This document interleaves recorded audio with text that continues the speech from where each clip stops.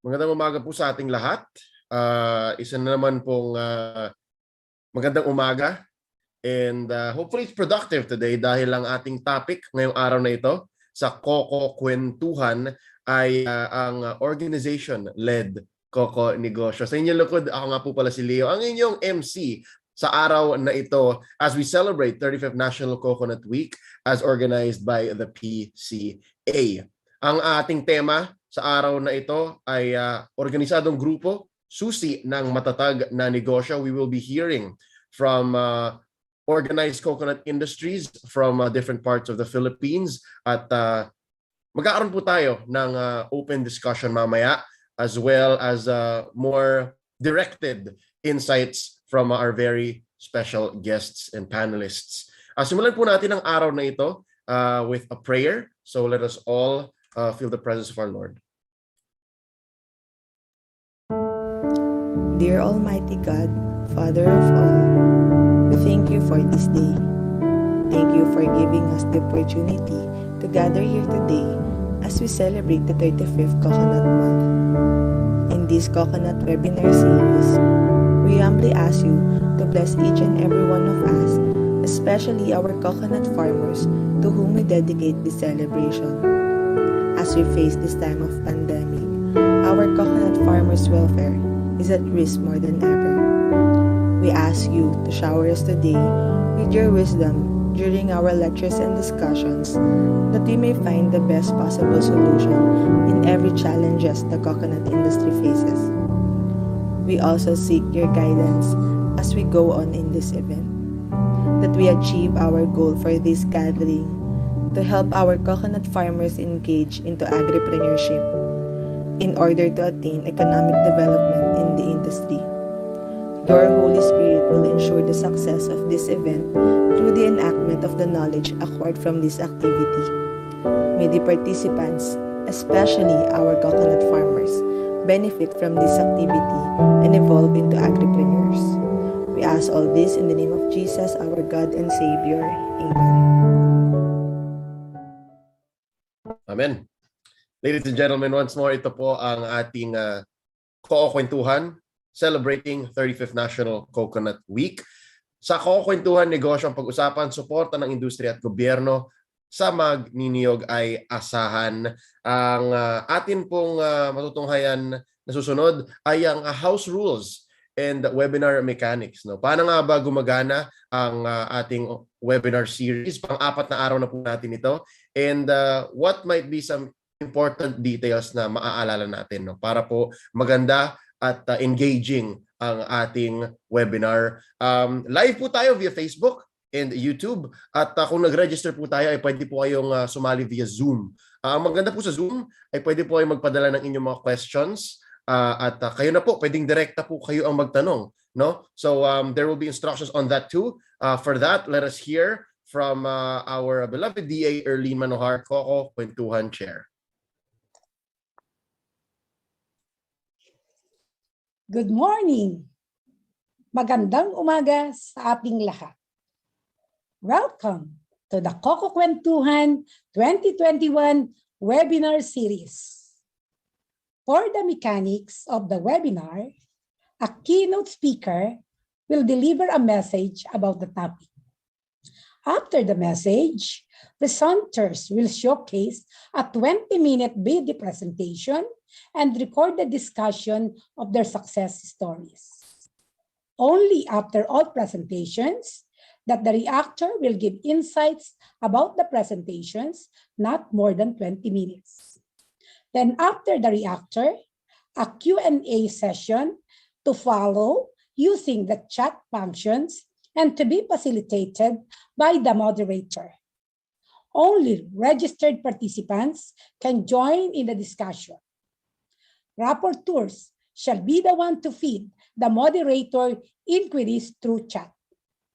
All non-registered viewers can view the webinar live through the official Facebook page of Philippine Coconut Authority.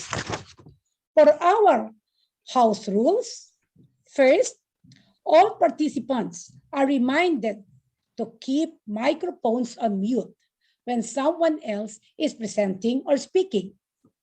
Second, be mindful of the background noise to ensure clarity during discussions. Turning on the video when raising question is highly encouraged for proper documentation. Thank you po. Maraming salamat sa inyong lahat. Niyog-niyogan tayo. Buko-buko ang buhay ko.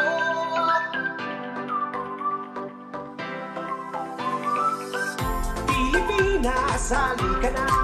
Nasa paligid lamang ang iyong hinahanap. Huwag mag-alinlangan, huwag nang mangamba. Ang puno ng buhay ay pag-asa. Magtanim ka lang ito, tiyak ikaw ang siyang panalo. Walang matatalo, ito ang sigurado. Ang puno ng buhay ang ating pag-asa. Halika na, magtanim at simula. Niyog-niyugan tayo para sa kinabukasan. Buko-buko ang buhay ko, tungo sa kaginhawaan. Luzon, Visayas, Mindanao, saan ka man ay mayroon yan. Ang buko-niyog ang siyang pinagkukunan ng sambayanan ng pangangailangan. Niyog-niyugan tayo para sa kinabukasan. Ayun na po, ladies and gentlemen. Sana po alam na po natin when we begin our Q&A later. And of course, kung meron po tayong mga kilala na nag-register at hindi pa sila nandito sa ating Zoom, please let them know dahil magsisimula na po ang ating program proper. Alright? But first, to set the tone at para po lahat tayo ay may direksyon, let's all hear an inspiring message from our very own and our beloved Secretary of Agriculture and Chairman of the PCA Board. Let's hear from Honorable William D. Dar.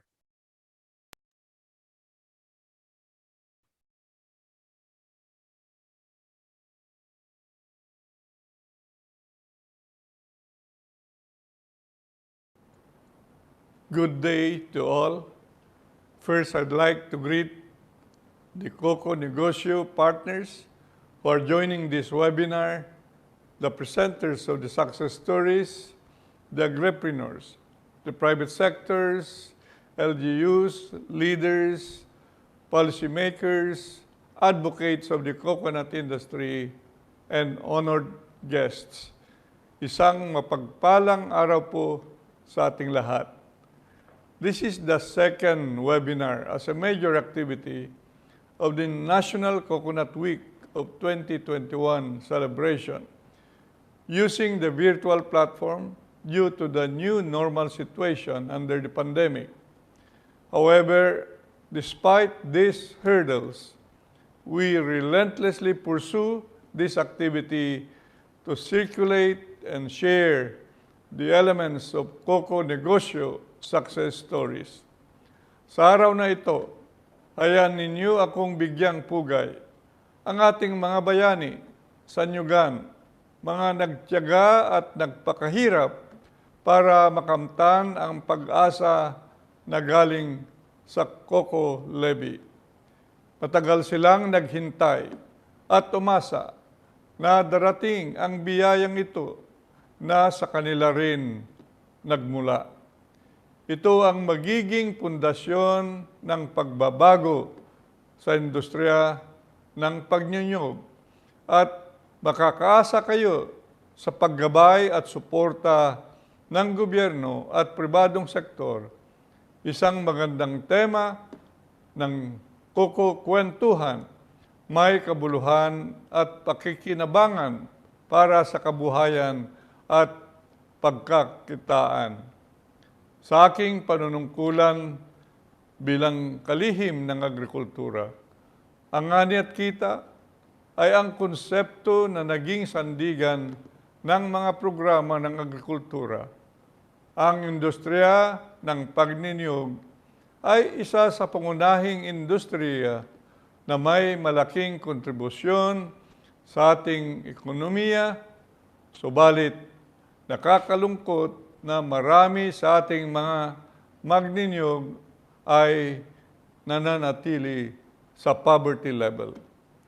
Ang solusyon ay pagbabago sa estratehiya at sama-samang pagbalangkas ng mga programa na tututok sa kapakanan ng sektor at sisiguraduhin na pantay na benepisyo para sa lahat. Naniniwala po ako na coconut farmers need not be poor at ito ay matutupad kung sila ay mabibigyan ng pagkakataon and be guided sa pagnenegosyo at kalaman sa mga teknolohiya. Ang webinar na ito ay magsisilbing inspirasyon ng maraming magninyog na magkakaroon na ng pagkakataon na maging negosyante sa tulong ng gobyerno at suporta ng pribadong sektor. Partnership, consolidation, convergence, at commitment ang susi sa tagumpay na ito. Rin ang direksyon ng mga programa sa ilalim ng Coco Levy Trust Fund Act. Ang mga pagbabagong ito ang magiging tulay sa pagangat ng coconut industry na may layunin na hindi maiiwan ang mga maliliit na magninyog at manggagawa sa nyugan sa pag-unlad ng industriya. Sama-samang pagsisikap ng mga ahensya ng gobyerno, private sectors, policymakers, at kaming mga leader sa agrikultura ay laging handa sa paggagabay at pagsusuporta sa inyong mga adhikain tungo sa pag-unlad. I'd like to commend PCA for organizing this event. I hope this will spark the enthusiasm of our coconut stakeholders, and the success stories will serve as models for emulation. Hindi ito nagtatapos ang kwentuhan. Nararapat na ang mga ito ay isakatuparan upang ang tagumpay ay makamtan. Maraming salamat at mabuhay kayong lahat.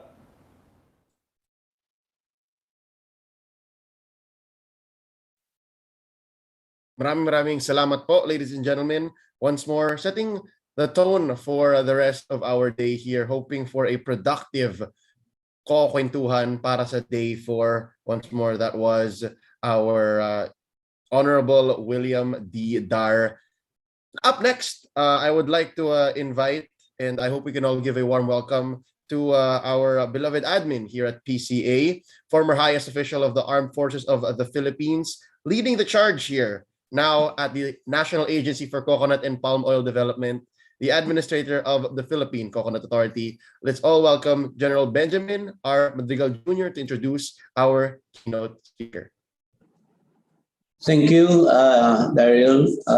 To our keynote speaker, whom I'll have the honor of introducing later, our Secretary of the Department of Agriculture and the Chairman of the PCA Board, Secretary William D. Dar, our presenters for this morning, and our esteemed reactor, Undersecretary Bless Lantayona of the Department of Trade and Industry, my fellow workers in the Department of Agriculture and the Philippine Coconut Authority, our distinguished discussants, and to our participants and netizens viewing via Zoom and Facebook Live, isa pong masagana at muli mapagpalang umaga po sa ating lahat. Our keynote speaker today started in the National Economic and Development Authority after finishing her Bachelor of Science in Mathematics degree from the University of the Philippines, Diliman. She obtained her master's degree in economics from the same university. She left NEDA to take her PhD in agricultural economics at the University of Minnesota in the United States. Upon completion of her doctorate degree, she pursued becoming a full-time researcher in various international research organizations, including International Food Policy Research Institute in Washington, D.C., then at the International Rice Research Institute in Los Baños, Laguna. She also previously worked as the chief of the Research and Development Department at the Southeast Asian Center for Graduate Study and Research in Agriculture, or CIRCA. As a researcher, she focused doing policy studies related on the development of the agriculture sector to improve the welfare of rural households. While being a full-time researcher, she also served as consultant to various development partners like the Asian Development Bank, the World Bank, International Fund for Agricultural Development, Australian Center for International Agricultural Research, and the United States Agency for International Development, as well as the governments of Indonesia, Vietnam, Malaysia, and of course our country. She rejoined NEDA in 2012 as its Director of Agriculture, Natural Resources, and Environment staff. Her return to NEDA expanded her field of expertise to include work on the more sustainable management and use of natural resources.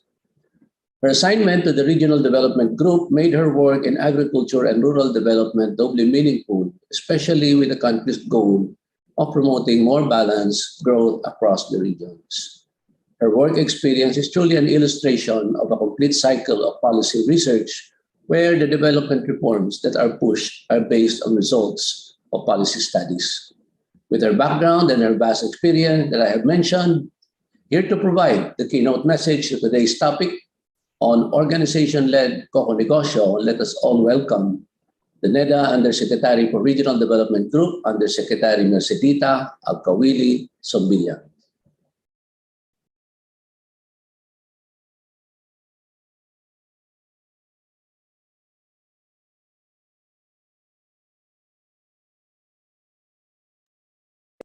PCA Administrator Madrigal, Yusek Lantayona, colleagues in the industry, participants to this Coco Kwentuhan. Friends, magandang umaga sa lahat. NEDA indeed extends its congratulations to the Philippine Coconut Authority for organizing this Coco Kwentuhan to celebrate the 35th National Coconut Week. We also thank the organizer for the invitation to be part of this Kwentuhan to express our support to the need to develop the industry. In the past 3 days of this celebration, there were several presentations and discussions already made with regards to various businesses and other development activities related to the coconut sector. Yung activities o mga negosyo na pinangungunahan ng mga kooperatiba noong first day ng Kwentuhan, yung iba't ibang LGU efforts ay natakil noong pangalawang araw at kahapon naman yung mga private sector-led business efforts ang focus ng discussion. Today, we will be hearing success stories from community-based organized groups, which is the task I'm requested to expound and the need for such a scheme to promote the development of the coconut sector. From the presentations and discussions that took place in the past 3 days, and on those that will be tackled today, we can agree on the tremendous opportunities the industry can offer because of the commodities' diversified uses. Let me then start this keynote message by elucidating once again the importance of the coconut industry to the country's economy and to about 3.5 million coconut farmers and farm workers whose livelihoods are dependent on this so-called tree of life. Coconut is planted on 3.6 million hectares, next to palay that is harvested from 4.7 million hectares of agricultural lands. It is grown in about 70% of the provinces of the country. The top producing provinces are mostly located in Mindanao. Coconut production over the past decade, from 2010 to 2020, averaged 14.8 million metric tons per year, valued at 30.4 billion pesos per year at constant 2000 prices. Coconut subsector, including copra, contributed an average of 84.3 billion pesos per year at constant 2018 prices, or 5% of the total gross value added in agriculture, forestry, and fisheries sector in 2010 to 2020. Exports of coconut products have served as the nation's prime foreign exchange earner. In 2020 alone, the country's exports of coconut products such as coconut oil, desiccated coconut, and copra meal or cake is valued at USD 1.16 billion, or about 67 billion pesos, which is 25% of the total value of exported agro-based products. I am sure that these statistics have been mentioned in the past 3 days for this event. The very reasons why we need to strengthen the industry that have for a long time been left in the periphery of government policies and institutional support. The signing of the Republic Act RA 11524, creating the Coconut Farmers and Industry Trust Fund by the President early this year, gives great hopes to address the perennial problems that have haunted the coconut industry for decades. The low farm productivity of coconut farms has been attributed to lack of good farm management practices, senility of coconut trees, and limited knowledge and access to farm technologies and to new value-adding or processing technologies, to name a few. This has been aggravated by the vulnerability of the sector to climate and disaster risks. The low farm productivity has likewise affected the productivity of the processing sector because of the unreliability of coconut supply, low quality of copra, and the multi-layered marketing of produced, resulting in longer delivery time from farmers to millers. The non-compliance of coconut products with certain quality standards has likewise had impacts on countries' stance in export markets. All these problems have resulted to the industry's low competitive stance both in the national and international arena.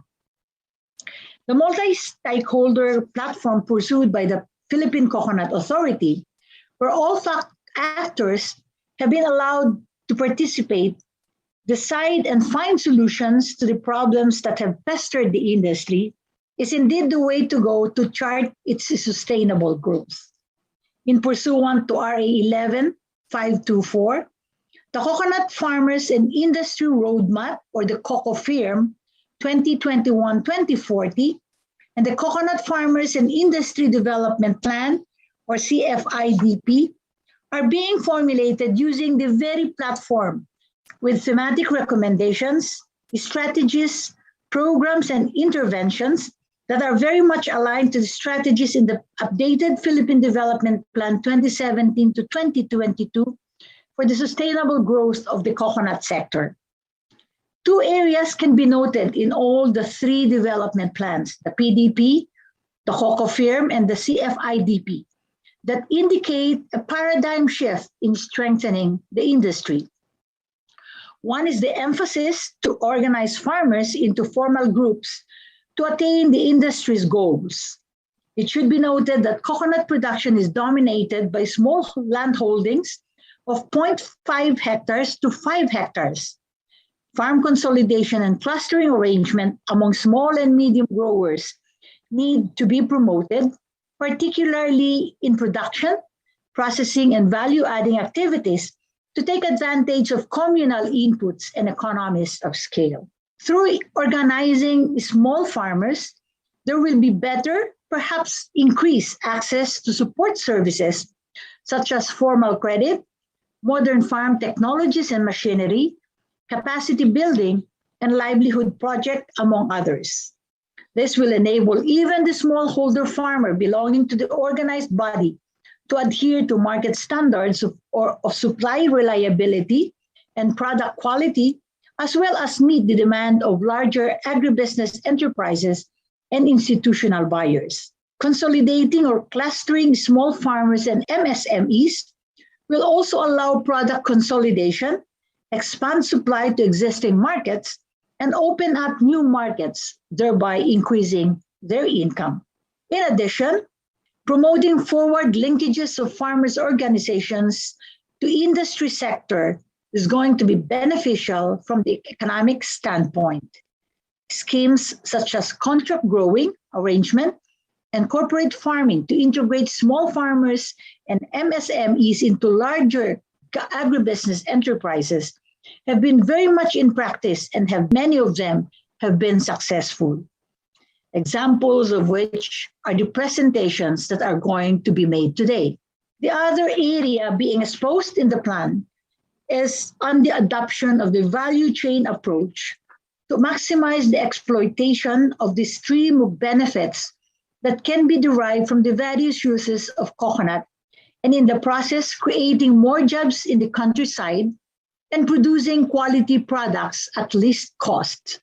New coconut products like cocoa water, virgin coconut oil, cocoa sugar, and many others are gaining traction in the export market, especially if they are labeled organic.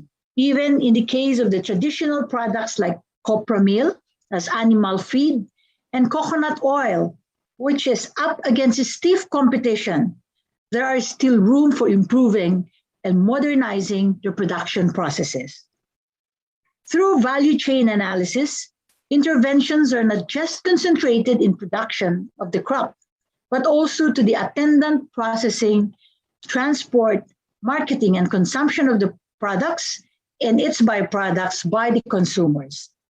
It will allow us to objectively look into our limitation and search for niches where we enjoy some comparative advantage.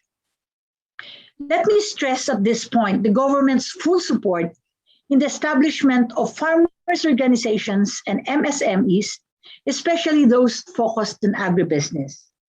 Many of you are perhaps already familiar with the incentives like income tax holiday, exemption from export tax, and others that are afforded to enterprises registered in the DTI Board of Investment and which are engaged in projects and activities that promote commercial production of agricultural products, agro-processing, manufacturing of agri-fishery and machinery and equipment, innovation activities such as conduct of commercial research and development activities, and commercialization of new and emerging technologies, among others.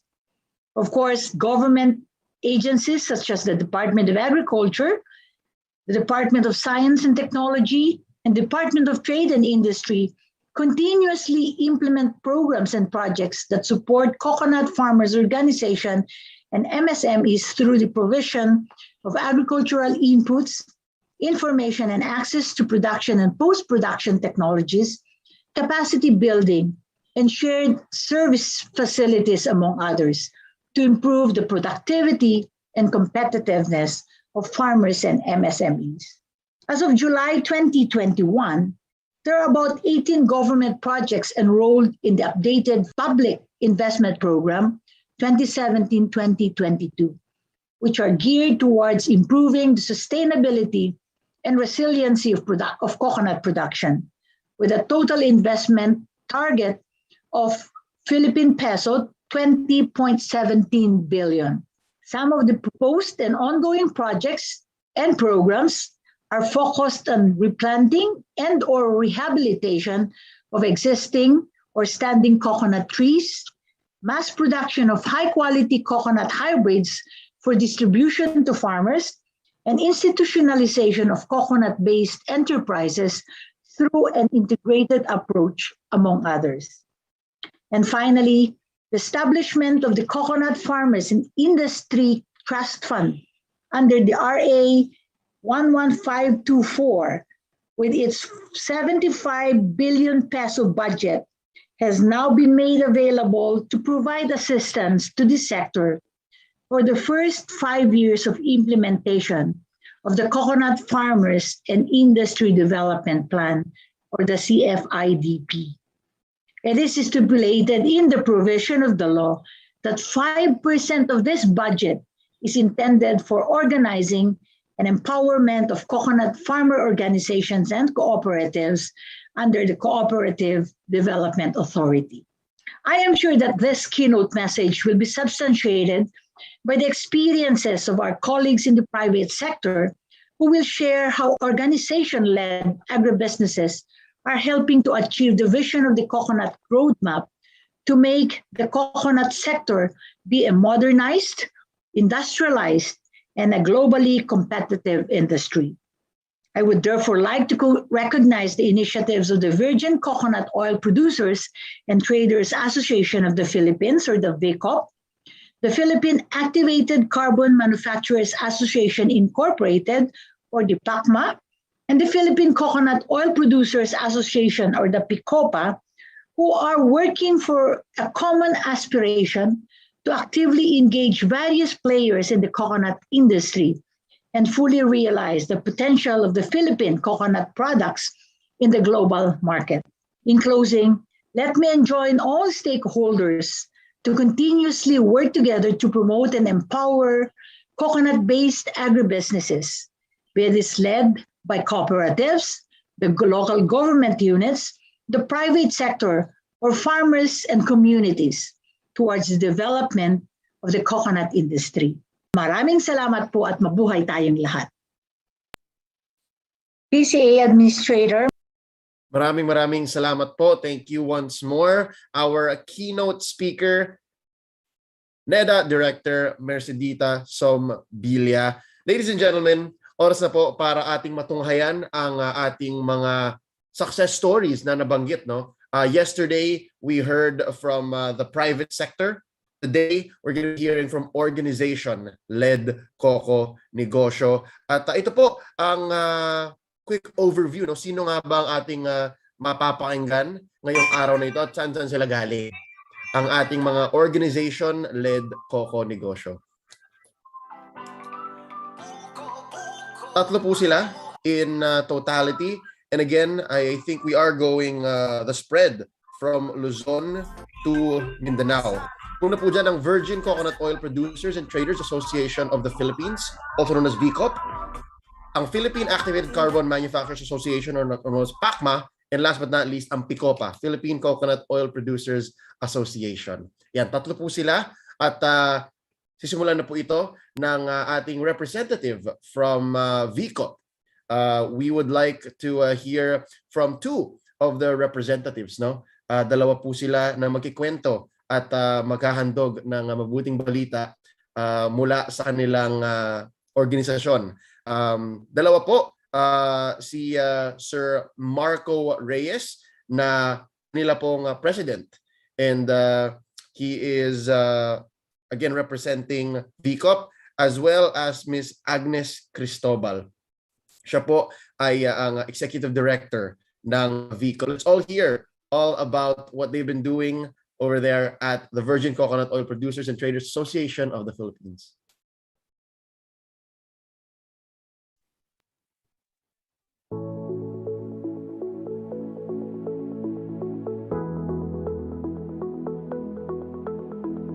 Registered with the SEC in March 1, 2004, the Virgin Coconut Oil Producer and Traders Association of the Philippines, Incorporated, was renamed Virgin Coconut Oil Producers and Traders Association of the Philippines, Incorporated on April 19, 2005. The original incorporators of VCO Association were Ms. Tess Santos, Mr. Paulo Mamangon Jr., Mr. Cesar Villarriba, Ms. Selena Sayong, Mr. Dionisio Coros Jr., Mr. Charlie Tena, Mr. Ildefonso Talyada. The association was active in the years 2005 to 2007, holding meetings and gathering new members, mostly micro, small and medium enterprises.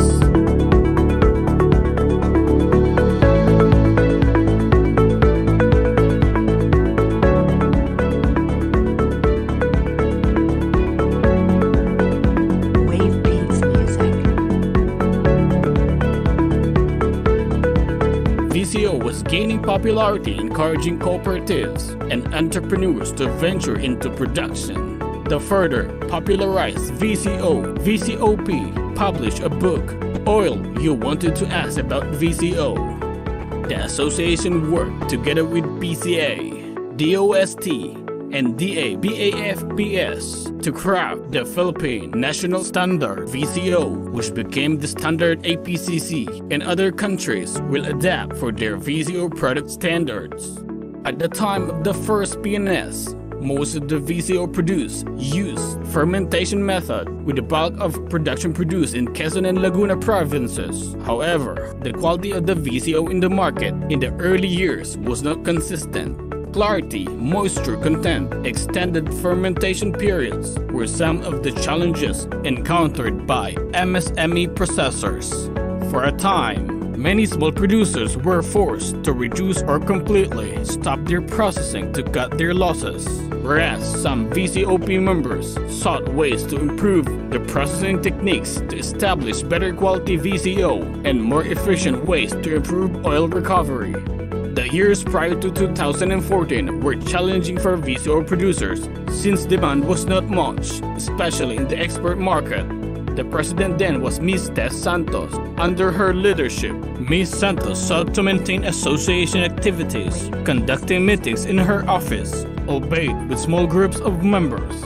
In 2014, export demand grew.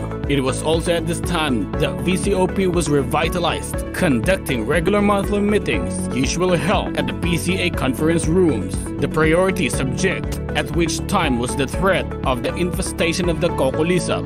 Members grew steadily until 2015. VCOP meetings were conducted bi-monthly, held either at the PCA or the DTI International Conference Room. VCOP participation in trade fairs and exhibitions by invitation from CITEM, DA, AMAS, and other government agencies were taken advantage of by members both local and abroad. In the last election for VCOP directors held in 2017, Ms. Tess Santos was made chairman, with Mr. Marco Reyes as president and Agnes Cristobal executive director, Mr. Noni Magcase is treasurer. Fast forward to 2021, VCOP engaged with Dr. Fabian Derrit of Ateneo de Manila University to study the possible amendments to the Philippine National Standard for VCO, taking into consideration the other processes now in practice in VCO production.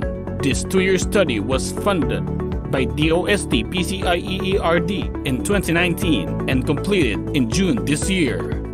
Part of the output of this project is the suggested amendments to the BCOPNS and the printing of a guidebook in English and Filipino published by PCA and manuals for good manufacturing practices for BCO production published by BCOP.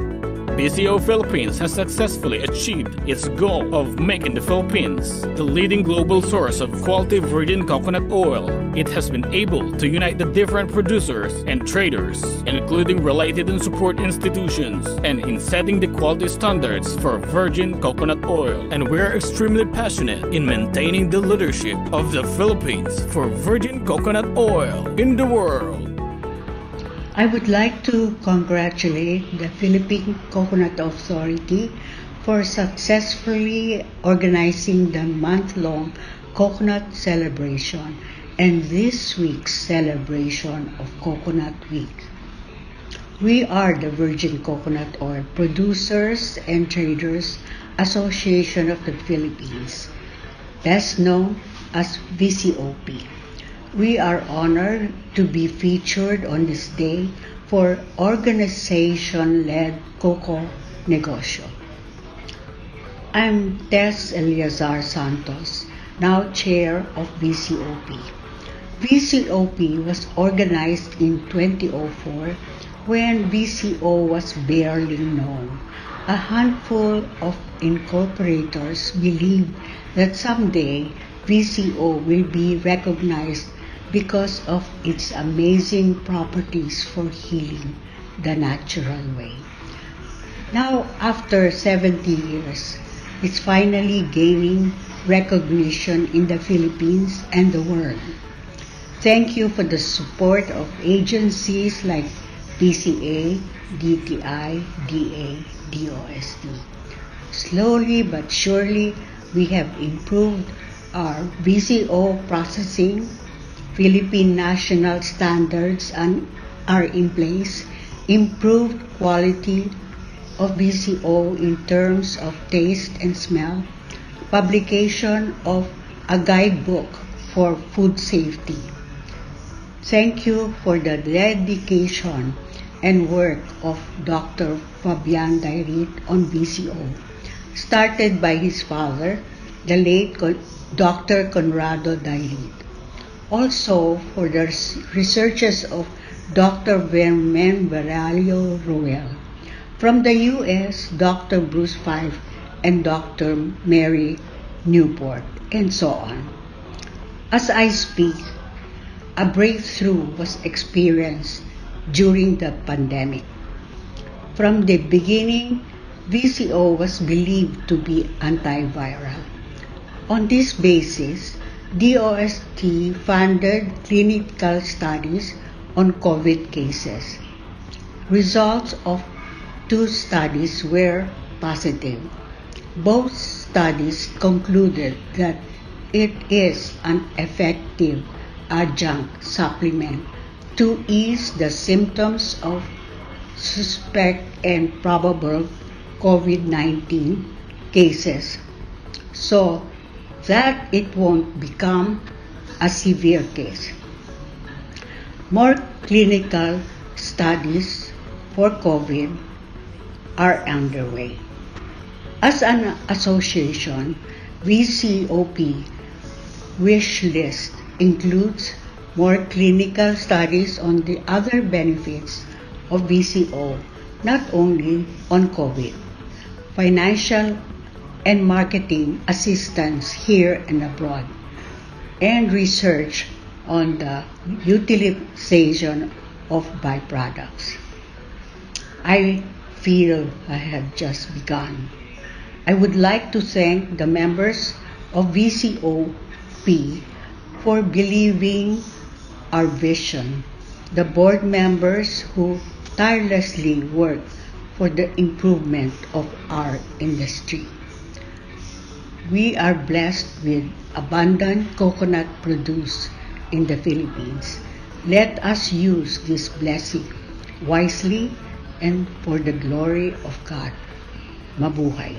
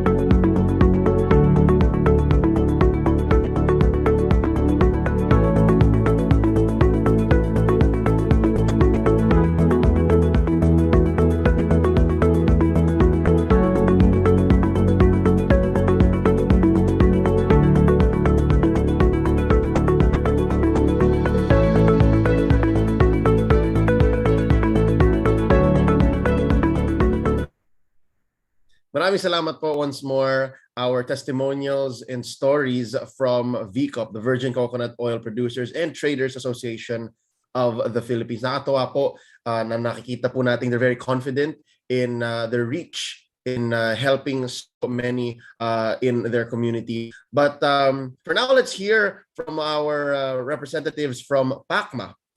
That is the Philippine Activated Carbon Manufacturers Association Incorporated. Sila po ay rinirepresenta ni Mr. Bonifacio Fernandez Jr., ang kanilang Executive Vice President. Once more, dinggin po natin ang success story ng Philippine Activated Carbon Manufacturers Association Incorporated.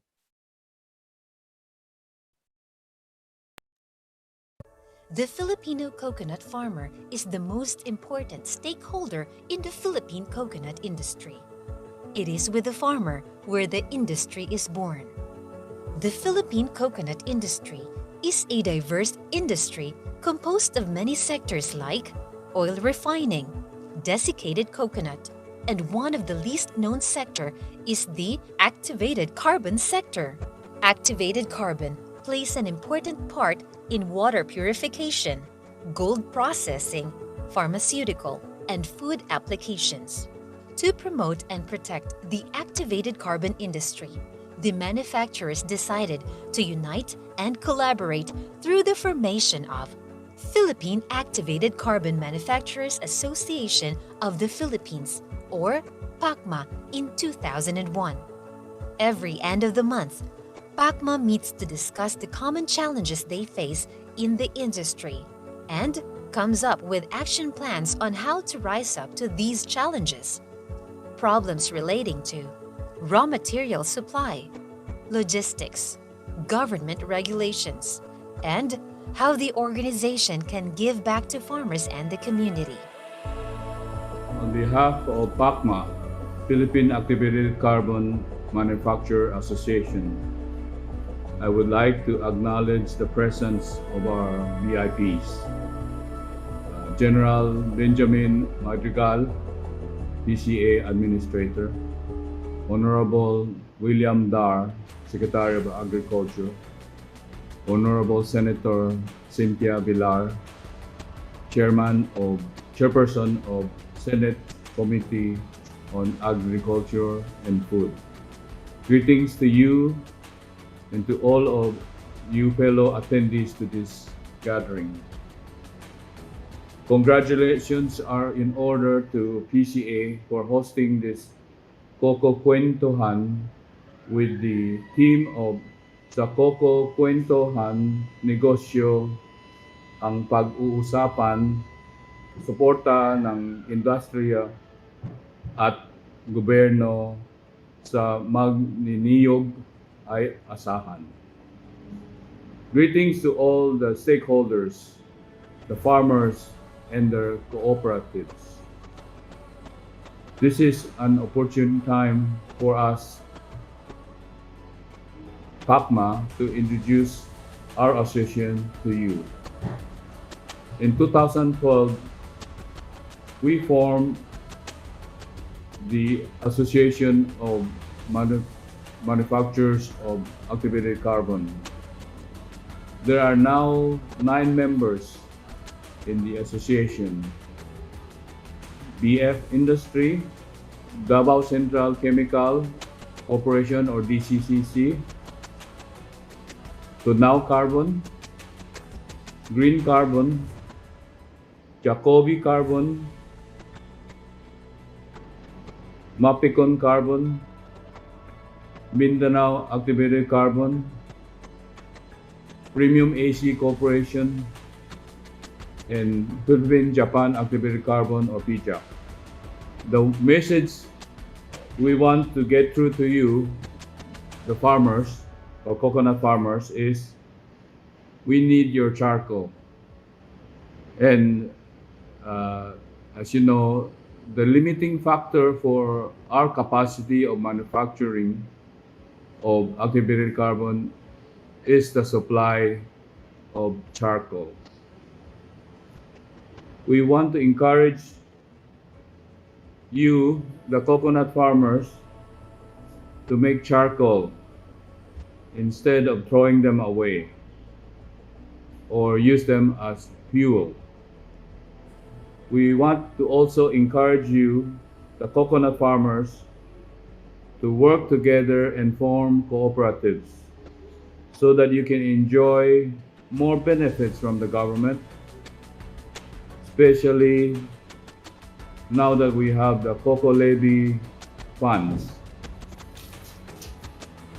So again, I want to thank you, coconut farmers, for your charcoal. Because without your charcoal, our activated carbon industry cannot exist. Thank you. The common goal of PACMA members is for the sustainability of the industry, which in turn will continue to support the coconut farmers and their families in the years to come. We encourage coconut farmers to band together and form cooperatives to take full advantage of government programs and reap directly from the fruits of their labors.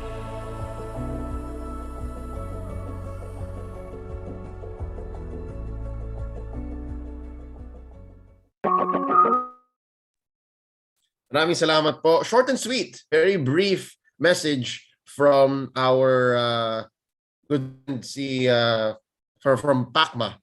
Yan. It's nice to hear that PACMA is keeping it together and helping out how they can. Once more, we are talking about organization-led Coco Negosyo. Let's go ahead and jump over to Picola. And to represent them and to mainly tell their story, we would like to acknowledge their chairman, Mr. Jesse Cheng. Yeah, and let's hear from the Philippine Coconut Oil Producers Association.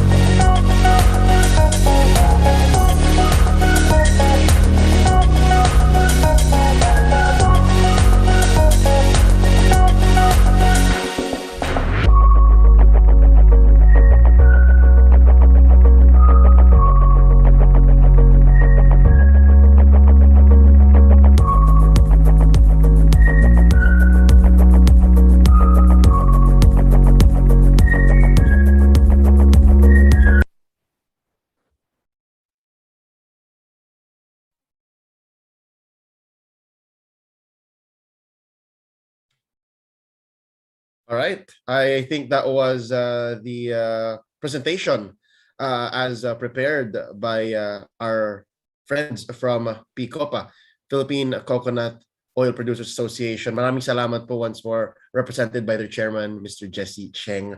Ladies and gentlemen, yun po ang ating mga kwento at mga updates mula sa ating tatlong napiling organizations na nagre-representa sa ating tema ngayong araw na ito. Organization-led Coco Negosyo.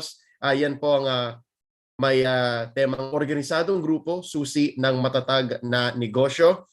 I believe up next we are going to be having our reactor, but after a quick break. Quick update lang po, no? Tayo po ay more than 200 participants dito sa ating Zoom meeting. So kung nag-register po kayo, please, I hope you guys are here.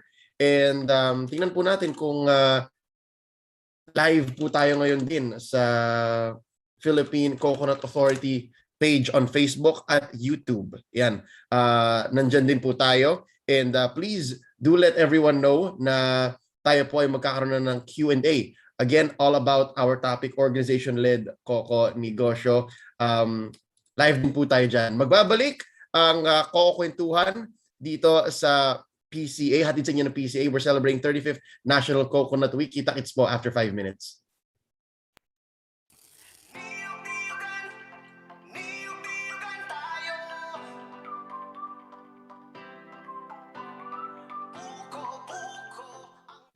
Ladies and gentlemen, isang masagana at mapagpalang araw sa inyong lahat. It is indeed a great honor and privilege to speak before all of you as we launch the 35th National Coconut Week celebration. I want to welcome you all as we open the National Coconut Week, which gives recognition to the farmers and many others responsible for cultivating, processing, and bringing to the Filipinos a wide range of coconut products. Mabuhay tayong lahat. Let us continue to support the coconut industry.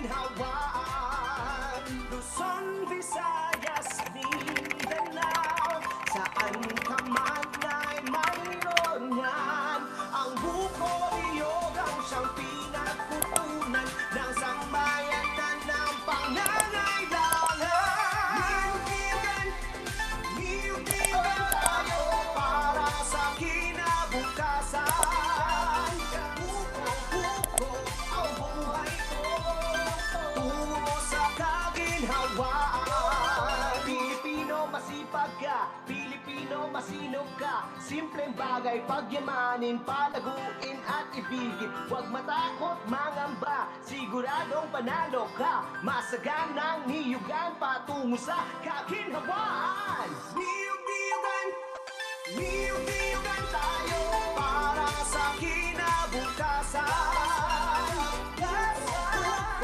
Ang buhay ko, tungo sa kaginhawaan.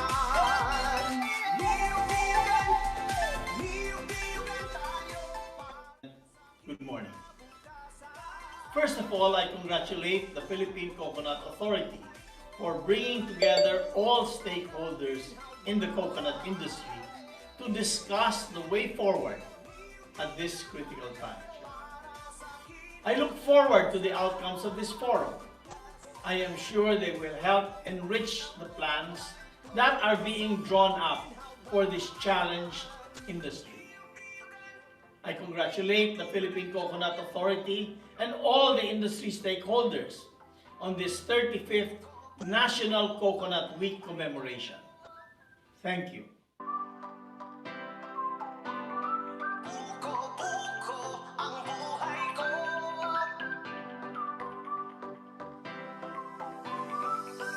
Pilipinas, halika na, nasa paligid lamang ang iyong hinahanap. Huwag mag-alinlangan, huwag nang mangamba. Ang puno ng buhay ay pag-asa. Magtanim ka lang ito, tiyak ikaw ang siyang panalo. Walang matatalo, ito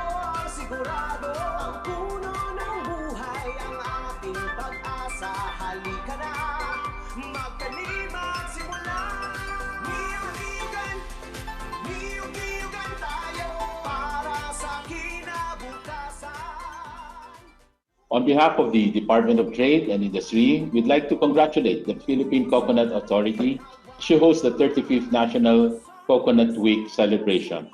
There are vast opportunities that can be found in the country's coconut industry, and our team at the Export Marketing Bureau, as well as our Foreign Trade Service Corps, will be glad to assist you in any way. While we are confident that the Philippine coconut industry will become one of the engines of inclusive economic growth, we hope that our international guests will do business with us, especially as we build back better in a post-pandemic future for the Philippines.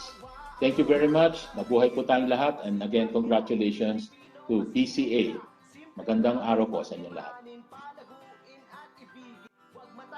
Mangamba, siguradong panalo ka. Masaganang niyugan patungo sa kaginhawaan. Niyug-niyugan, niyug-niyugan tayo para sa kinabukasan.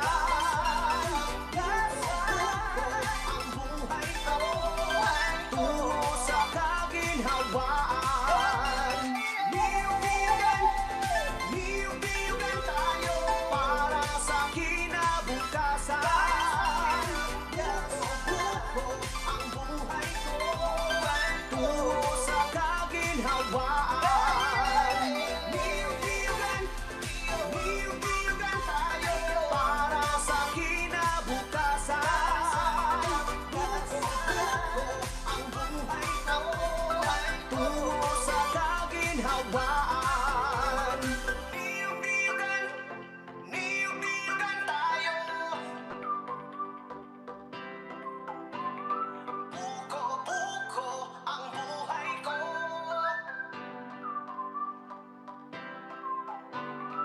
Buko-buko ang buhay ko.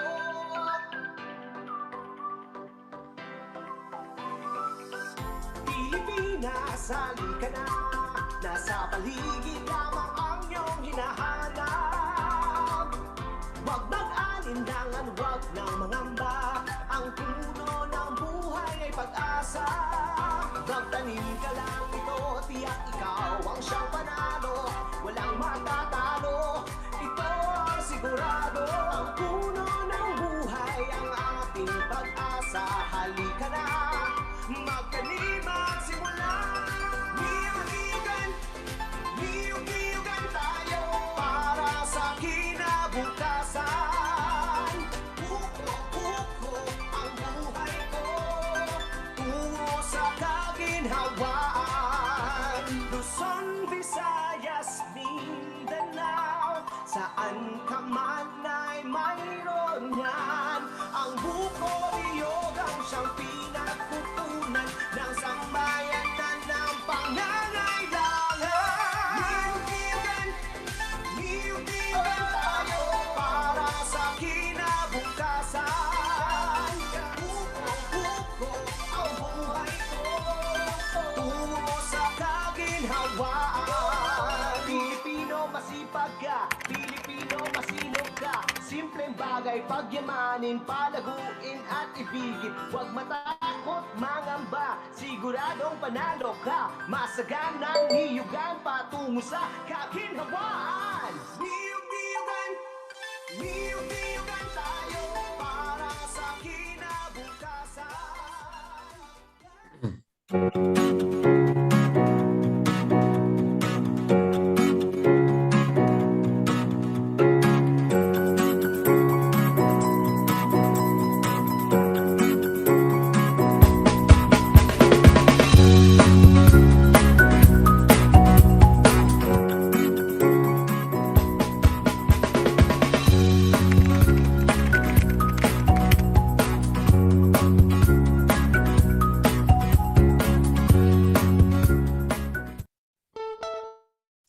Magandang umaga po sa ating lahat.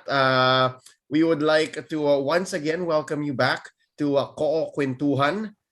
We are celebrating the 35th National Coconut Week.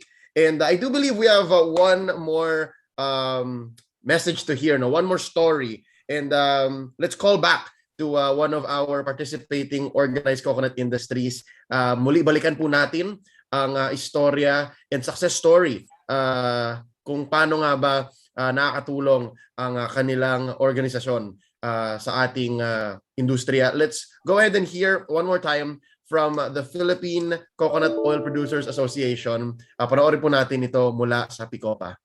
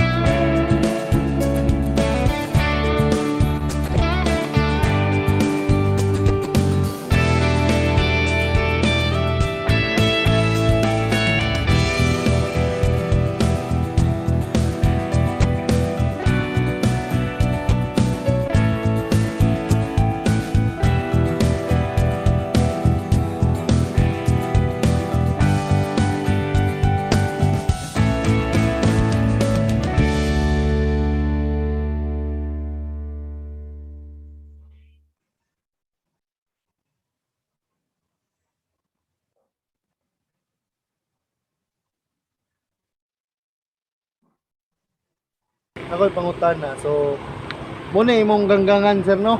Ani dire so ato ipakita sa tong video ang iyang gangganan. Muna ang ginatawag na to nga direct contact nga sir finished product na. Diretso na ni. Direct contact dryer made of bamboo stick. Nasa'y gamay nakakalot sa ilalom. Sir, ang main sa imong pagsugnod sir sa man? Kanang kwan sir, lokay. Kaning kwan na iluto na mo sa so coco leaves o coconut husk ang yahang means of kwan. So wala ka nagagamit og gas, plastic, wala. Kahoy sir. Kahoy lang pero wala nga plastic, wala gas. Na pwede mo nakaluto. So ito no. Ay sir, willing ba ka mo convert sir og mechanical dryer? Kung naihatag sa imuha ang non-government organization o ang kaning mga ginatawag na ito ang gobyerno mismo o ang private sector, willing ba ka mo convert og mechanical dryer? Maayo naman na sir, kaya dali-dali siguro na. Mas maayo na noon sir, mas dali-dali. Dali-dali ra na panang atong kuanana, doktor. Doktor no. So willing siya nga tenant, willing siya nga mo accept ug na manggaling tabang sir, tagyag lang pwede ninyo.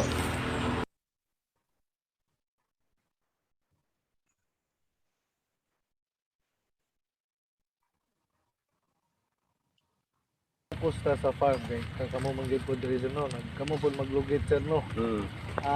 Nakita ba ninyo sir nga mas daghan ba karon sir o ang bunga nato sir ba 5 years ago sir o 5 years before sa nga bagyuhan?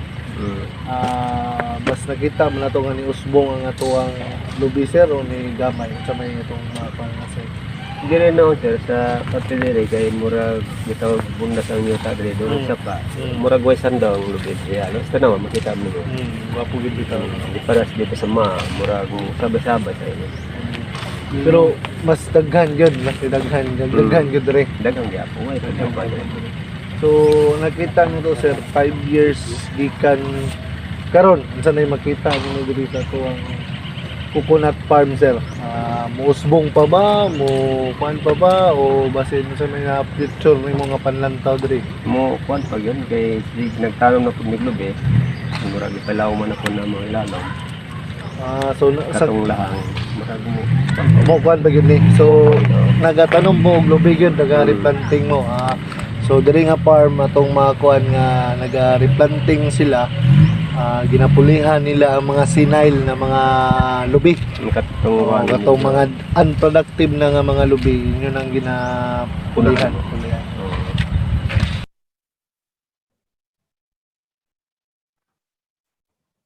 Karon, boss, na ko yung mga gamay pangutana sa mga mahal sa tuwang pang-gobyerno, dahil sa kriya sa tuwang non-government organization.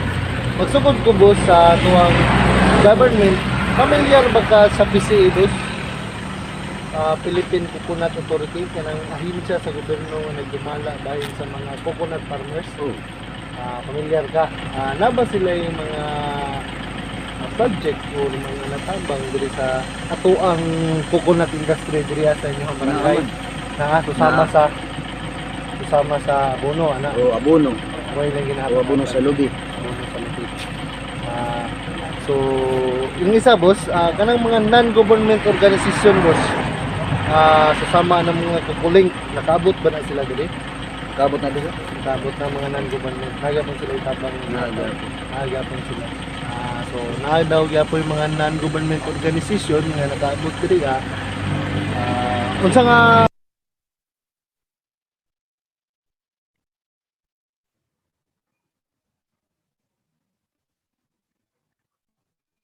isa sir, so mo to no, nakadawat mo no, na may project yun, abono yun, ang pinaka first priority natin.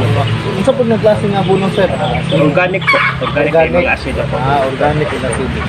Ang sunod na ni sir, so kung i-favor sir, maabot ang panahon na naagyo na sila, wala pala nakabot diri, anay mga private agencies o private unsa man ang inyong kanang Gikinahanglan gid sir suporta nga gikan sa ilaha. Gikan gid sa gobyerno. Sa amuan lang kung isip farmers po, una-una po abono po. Abono gid. Abono para makatapon niya sa amuan. Panggid sa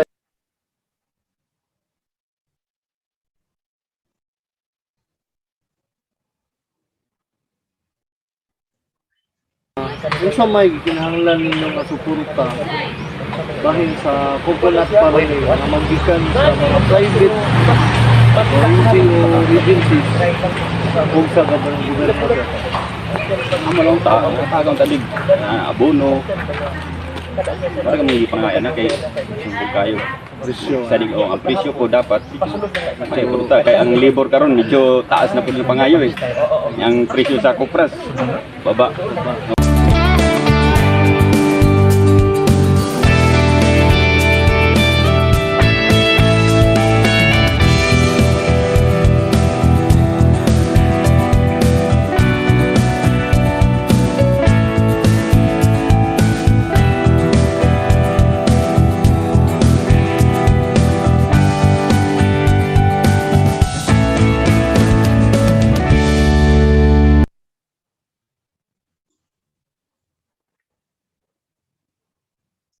Thank you so much. Yun po ang actual na presentation and story na gustong ihatid ng P. Copa. Mabuti po na nakakarinig tayo diretso po mula sa mga farmers at maniyog, and it's nice na open po sila sa mga suggestions, sa mga wish list ng mga organisasyon na tumutulong po sa kanila. For now, let us go ahead and introduce our reactor to give insight and to wrap up the stories that we've heard from our organizations today.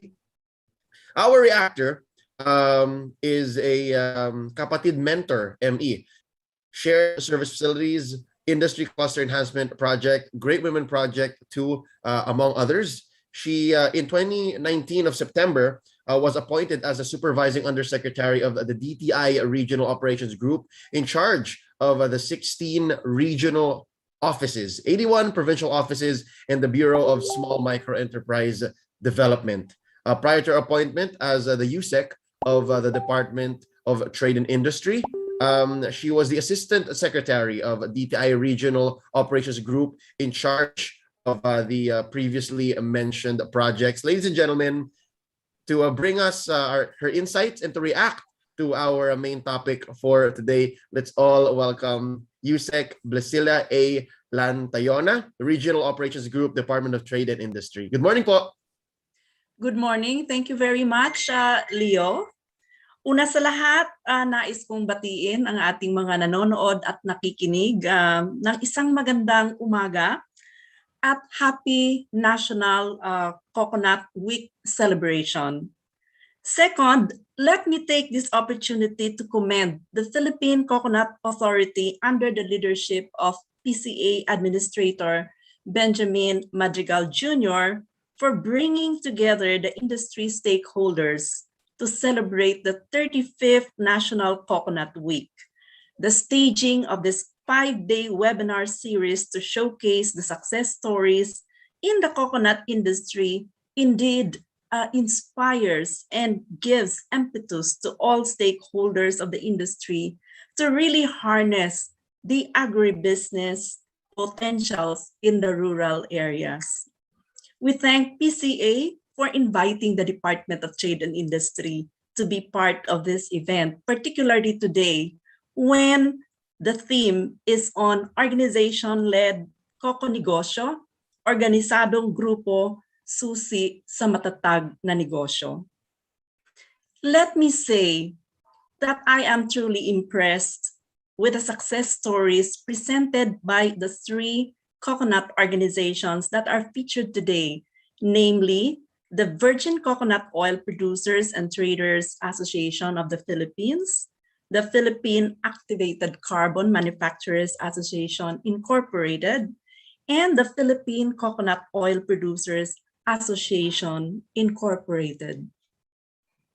They have proven how their respective organizations have impacted on the lives and livelihood of coconut farmers in terms of improving production processes, adoption of new technology, and in ensuring sustainable market for their products, not only for themselves, but also for the coconut farmers. We have also seen that the journey to success was not easy for each one of them. The internal and external challenges were enormous and still are continuing, but with perseverance, they were able to hurdle them one challenge at a time. The spirit of not giving up characterizes each of these organizations, and I really appreciate the underlying theme of what they are saying to the coconut farmers. They said, "We need you," and I believe the same is true also from the farmer's side. They also expressed that in order for them to pursue their advocacies, they likewise need the support of the enablers, most especially the government. In fact, meron silang wish list, which could be the starting point of an honest-to-goodness discussion with the concerned agencies upang mabigyan ng solusyon o upang ito ay maisakatuparan. As we all know, coconut is one of the country's top agricultural commodities in terms of area and volume of production. The Philippines is hailed as the second biggest producer of coconut next to Indonesia, and in 2020, the coconut, which is also known as the tree of life, accounted for a total of 3.5 million hectares of production areas in the country, the bulk of which are in Mindanao. And in terms of market, coconut is considered a top agricultural export, with coconut oil as the leading export product. It is the leading coconut product that we export, with Netherlands and USA as the biggest market, accounting for 70.5% of the exports. Exports of coconut oil represent 1.34% of the Philippines' annual export values, and the country is the second largest exporter of this commodity in the world. The country also has 20% share of a global market worth $6.59 billion each year. The coconut-based products have displayed a solid global export growth brought about by the rising global demand. The Food and Agriculture Organization said that the global demand for coconut and its derivatives is growing at more than 10% a year, outpacing production supply, which is growing at only 2%. Apart from the major Philippine traditional coconut products such as coconut oil, desiccated coconut, coconut shell charcoal, activated charcoal, and oleochemicals, there is also a growing demand of virgin coconut oil, which is currently being studied as potential COVID-19 anti-agent.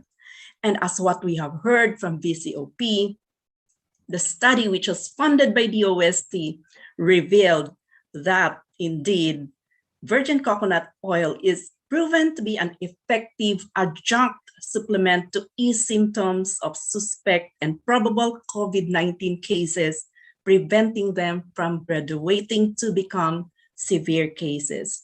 There are also non-traditional coconut products like cocoa chemicals and cocoa food and non-food products.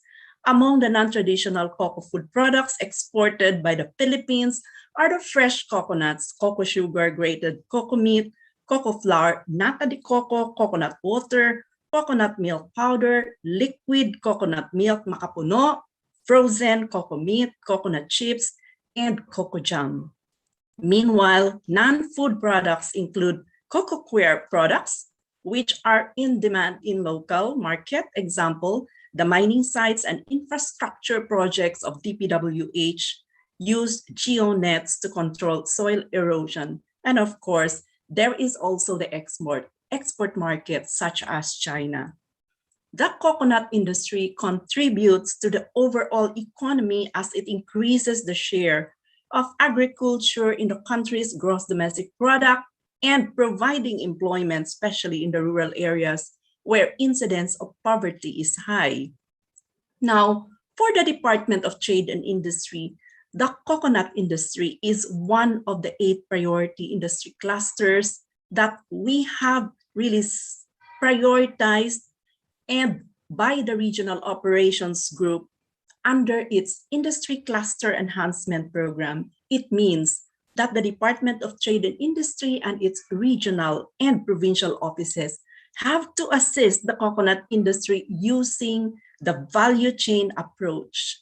Institutionally, we have designated one of our regional directors as the DTI National Industry Cluster Coordinator for the coconut industry cluster. It is responsible to consolidate the regional efforts and initiatives on the coconut industry, as well as monitor and analyze its performance vis-a-vis the goals. We have also established an industry cluster enhancement project management office at the head office. With the passing of the law, the RA 11524, or the Coconut Farmers and Industry Trust Fund of 2021, DTI was designated as a member of the PCA board and as chairperson of the Coconut Enterprise Development Committee. Meantime, DTI Secretary Ramon Lopez issued a department order creating the DTI Technical Working Group on the Coconut Enterprise Development, which is chaired by the USEC of the Regional Operations Group, with the ASEC of Regional Operations Group as alternate chair. And we have the Board of Investments, the Bureau of Domestic Trade Promotion, the Bureau of Small and Medium Enterprise Development, and the Foreign Trade Service Corps and the Export Management Bureau as members. This technical working group is tasked to prepare and coordinate the implementation of the research, marketing, and promotion for the coconut and coconut byproducts component of the Coconut Farmers and Industry Development Plan.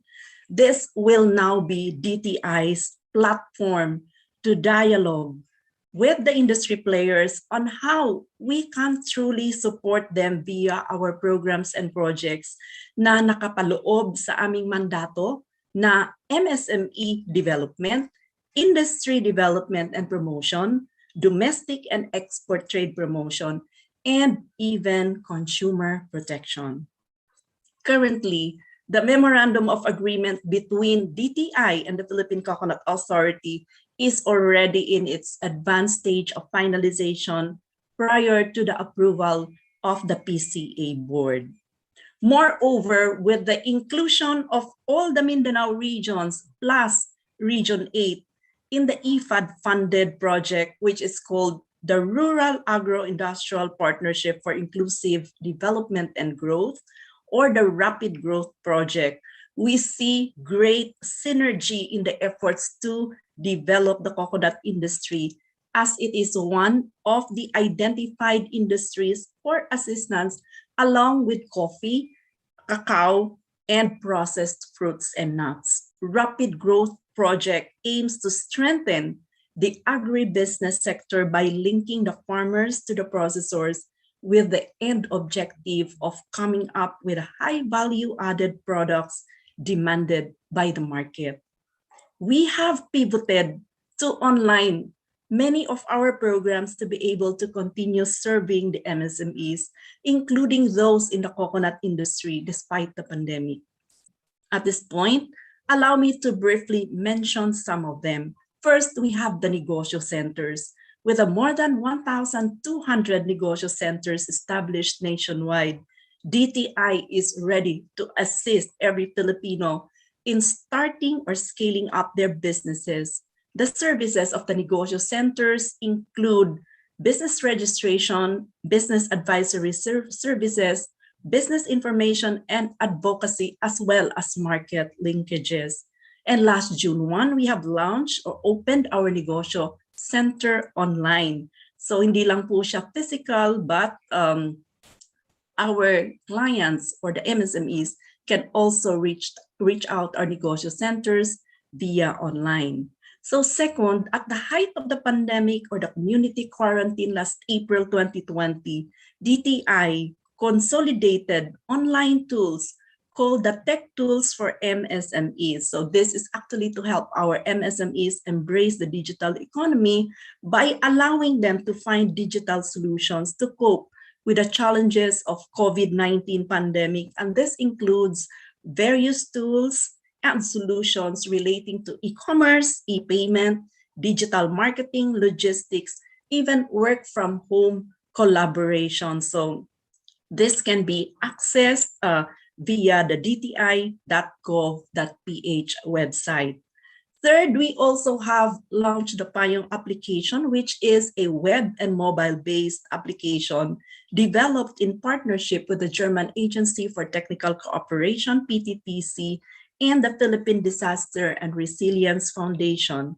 It is aimed to advocate entrepreneurship. No, napaka-importante nitong entrepreneurship. So hindi lang tayo marunong gumawa ng produkto o magtanim ng produkto, but there should also be this kind of an entrepreneurial mindset, no?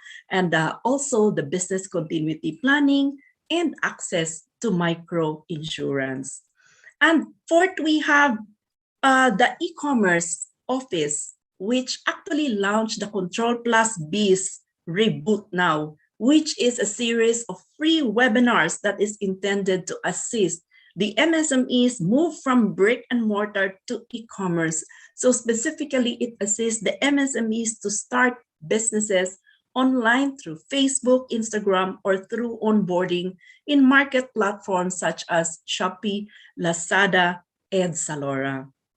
Fifth, we make it easy for our MSMEs to register their business name in the business name registration next generation. So it is only 8 minutes. So for many of our would-be entrepreneurs and entrepreneurs who have not yet registered their businesses, it will be easy as just a click. And then sixth, we have also shifted most of our trade fairs online. So it is now on the digital sphere to provide easy and safe access to our local products. The One Town, One Product and the Go Local merchandise can now be accessed via online or virtual national, regional, and provincial trade fairs. And of course, we have the Kapatid Mentor Me program, Money and Market Encounter. This is the most comprehensive mentoring program that we have in the country today. We are implementing this in partnership with the Philippine Center for Entrepreneurship, Go Negosyo. And very recently, we ran Kapatid Mentor Me program with the farmer beneficiaries of the Rapid Growth Project. And lastly, in case you'd like to know, the Small Business Corporation, the financing arm of the Department of Trade and Industries for MSMEs, has transitioned from manual evaluation of loan applications and loan releasing to online, beginning with its no interest and no collateral loan, which is called the COVID Assistance to Restart Enterprises or CARES financing program. And because of this, it has practically increased its loan approval capacity from a few hundreds per month to more than 2,000 per month.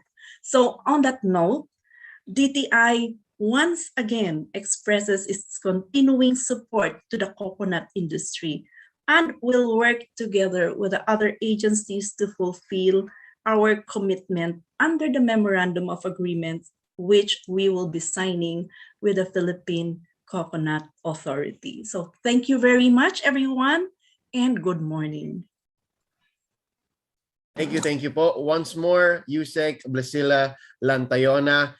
Very, very insightful. I like that we integrated e-commerce, no, in the digital platforms. Yun po ang sa tingin kong malaking maitutulong ng ating mga organizations and furthermore to help our farmers and coconut workers, because kanina po tinatanong no doon sa I think presentation ng Picopa na willing ka bang mag-convert with their machinery, pero same question should be asked, willing ka rin bang mag-convert into digital platforms, kasi po that's more avenues for development and progress. I do believe we are about to open up our Q&A. We're about to go into our discussion, but before that, I would like to remind everyone of our mechanics and house rules. No? Kung meron po tayong mga katanungan, paano nyo po ba ipepresenta? So first up, a quick recap. No? Nagkaroon po tayo ng keynote speaker earlier this morning. We also had presenters. They gave all of their own stories and the updates as to how they are helping as organizations in the coconut industry. And then, yun po, kakabigay lang po ng reaction ng ating minamahal na USEC, Blasila Lantayona. And now we open up our Q&A session. The Q&A session will be done through Zoom. Live din po tayo via YouTube and Facebook. Ang gagawin po natin ay magkakaroon po tayo ng moderator and rapporteurs, and you can send your questions mainly via 3 ways. One is via chat na aakyat po ng ating mga rapporteurs. Another is through Q&A. No? Pwede nyo pong ilagay dyan ang email ninyo. If you'd like to also be anonymous, pwede rin po. And sometimes, if your question is multifaceted or marami po siyang aspeto na gusto nyo pong kayo na mismo ang magtanong, pwede rin naman po yan. We can bring you up. And how that works po is please keep your microphones off hanggang may nagsasalita pong ibang tao. And once it's your turn to speak, make sure lang po na clear ang inyong background, no, para po malinaw at mapakinggan po ng mga taong ina-address ninyo para masagot ng maayos. And of course, if it would help and it's possible, paki-on po ang ating camera para po engaging ang ating discussion. I believe it's time for us to introduce our moderator for the day. And for that, I would like to ask for us to all welcome and give a warm hello to our department manager at PCA TMDD. Magandang umaga po, and let's all welcome Ms. Rosella B. Villaruel. Hello, good morning everyone.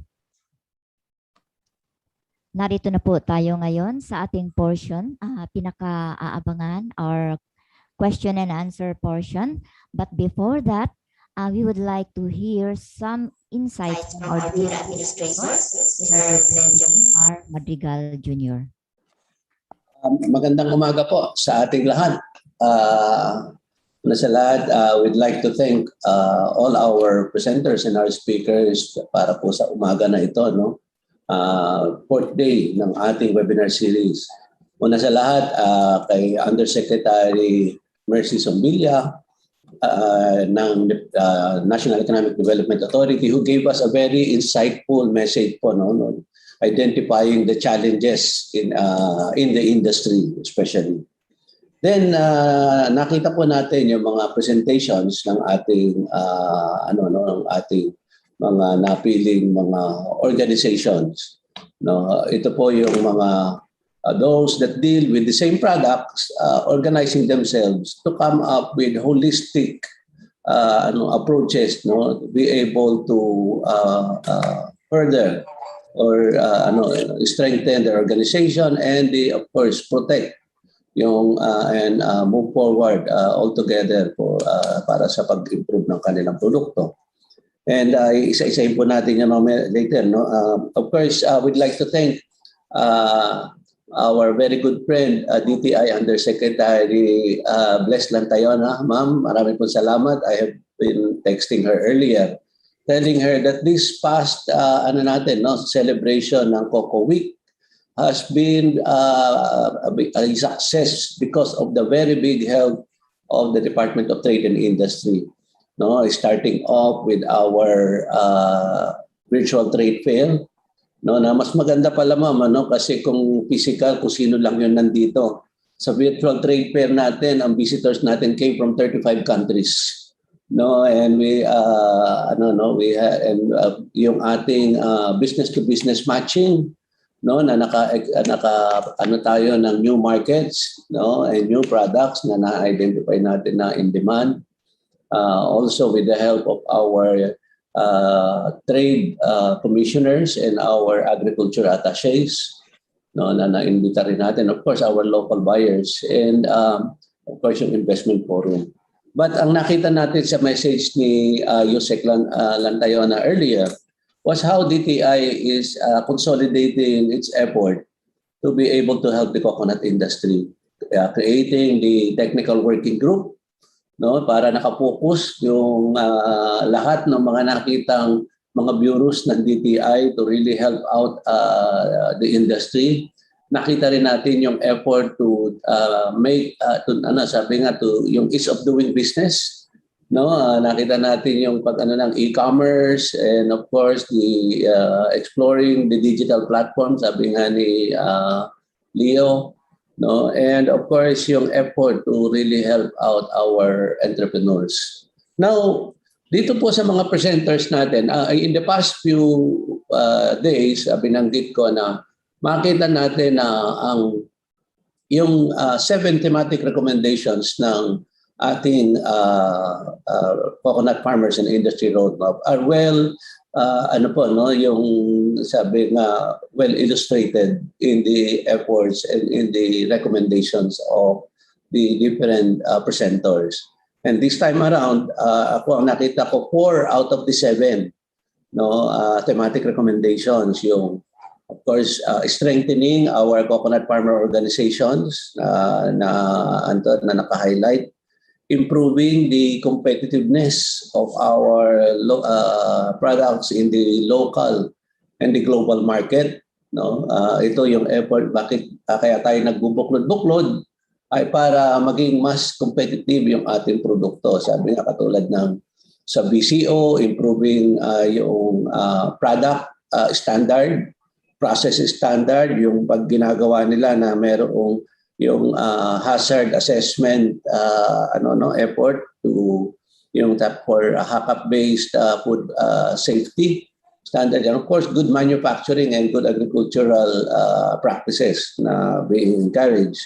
And of course ito nga yung enhancing trade and marketing, and of course strengthening institutional support services.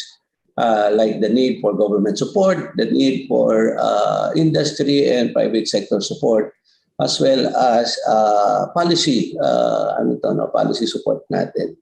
And ang nakikita natin pinaka-tema talaga po ngayon is holistic action, cooperation, common vision and common mindset, mutual support and mutual benefit.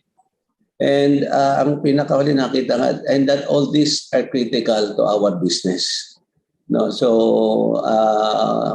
we really appreciate the presentations that and that we really have to do to gather all our players and all our efforts together to be able to achieve our goal of a prosperous industry, and of course to lift our farmers from poverty. Sa inyo pong lahat, marami pong salamat for your participation this morning. Thank you, dear Administrator.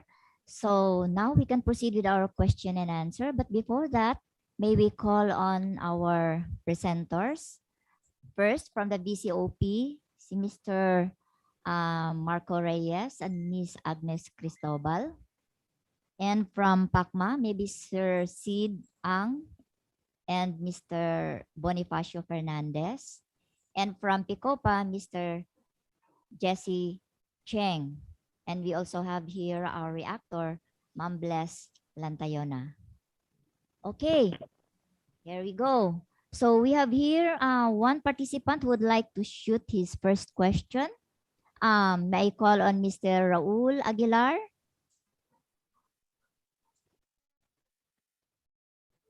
Is Mr. Raul Aguilar here? He's raising his hand.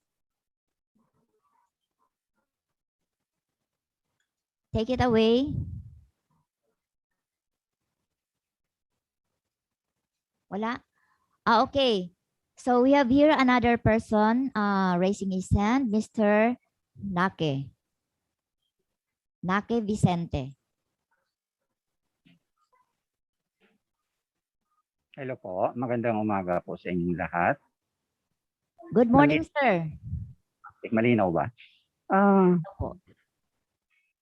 Marami pa talaga po akong natutunan ng programa ng gobyerno.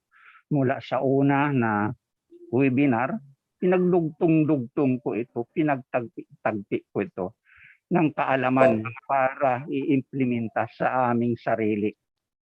Ngayon, nabanggit din nung una na ang kinikita ng isang ordinaryo na magsasaka sa pamamagitan ng simula sa Coco Sugar, kumikita ng 22 to 25,000 a month. Samantala, kung kupra lang ang hanap buhay o yung ordinaryong farmers ng pinagkakakitaan is kupra at saka palayan, 3 months pa bago kikitain yon at malaki pang expenses. Dahil doon sa sistemang sinauna na hanggang ngayon, yun pa rin ang aming ginagawa dahil kulang talaga kami sa suporta. Paano simulan? Walang nag-guide. Kaya isa po ito na pinaparating ko na gusto rin namin mag-venture in business. Pero paano po magsimula? Kasi ang alam lang namin makinarya namin, kalabaw. Ang alam naming mga makinarya sa tawag nito, pag ano ng niyog, yun, sinauna pa rin ang sistema. Kaya walang nabago. Kung ganun po ang programa ng isang ng gobyerno, nais po namin maging bahagi. Dahil 15 hectares po yung iniwan ng aming mga magulang, ng aming magulang, at 2 kaming magkapatid na maghahati noon. Kaya yung kinikita noon, kasi kung hindi ako nagkakamali, mga 14 hectares noon ay ano siya talaga, puno yan siya ng niyogan. Pero yung kinikita noon po, kunti lang po. Kaya gusto namin sa part ng Surigao del Sur, wala rin talagang makikita namin na magkaroon ng halimbawa, BCO. Wala pong nag-ano doon. Halimbawa, itong sapal o yung waste ng pinagpigaan ng BCO. Wala rin po nagagawa doon. Kaya ang dami po nasasayang na pera o pagkakakitaan sana ang farmers kung mayroon doon. Ang tangi lang po doon nagagamit, yung bao. Pero ang mga bunot, ang laki palang pakinabang sa kalikasan natin, tinatapon lang din. Okay. Yung po ang hinaing ko po, na sana paano kami makapagsimula at matulungan ng programa ng gobyerno. Salamat po. Okay po, thank you so much, sir. Feel ni sir yung pangangailangan talaga ng coconut farmer ng isang magandang livelihood from the coconut. So may we call on our presenter from the BCO group.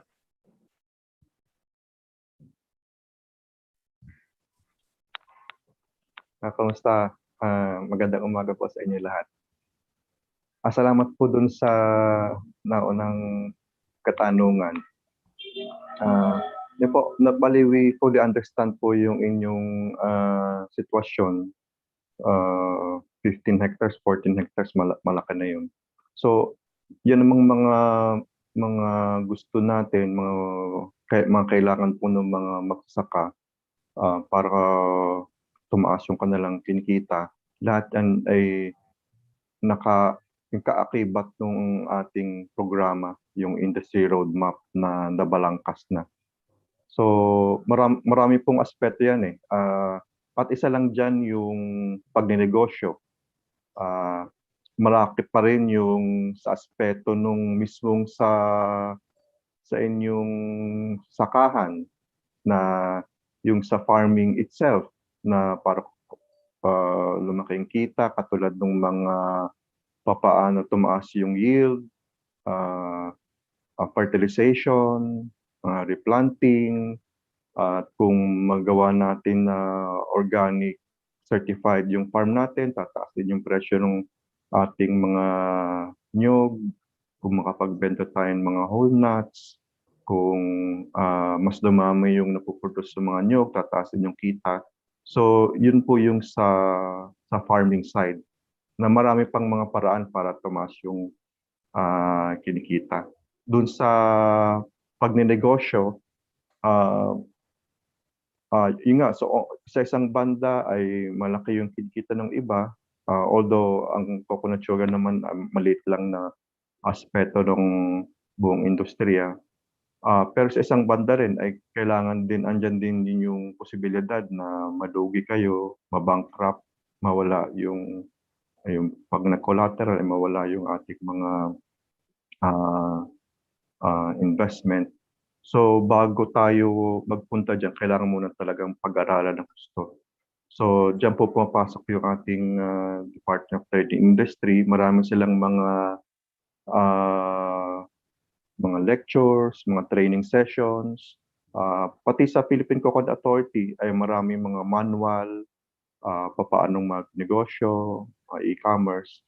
So yun lang po yung pag-aralan muna natin mabuti, at sa sistema naman natin sa gobyerno, sa DTI, sa PCA ay andyan na yung mga kailangan nating pag-aralan para bago tayo magnegosyo o pati dun sa ating farming para tumaas yung ating kita ay malalaman natin.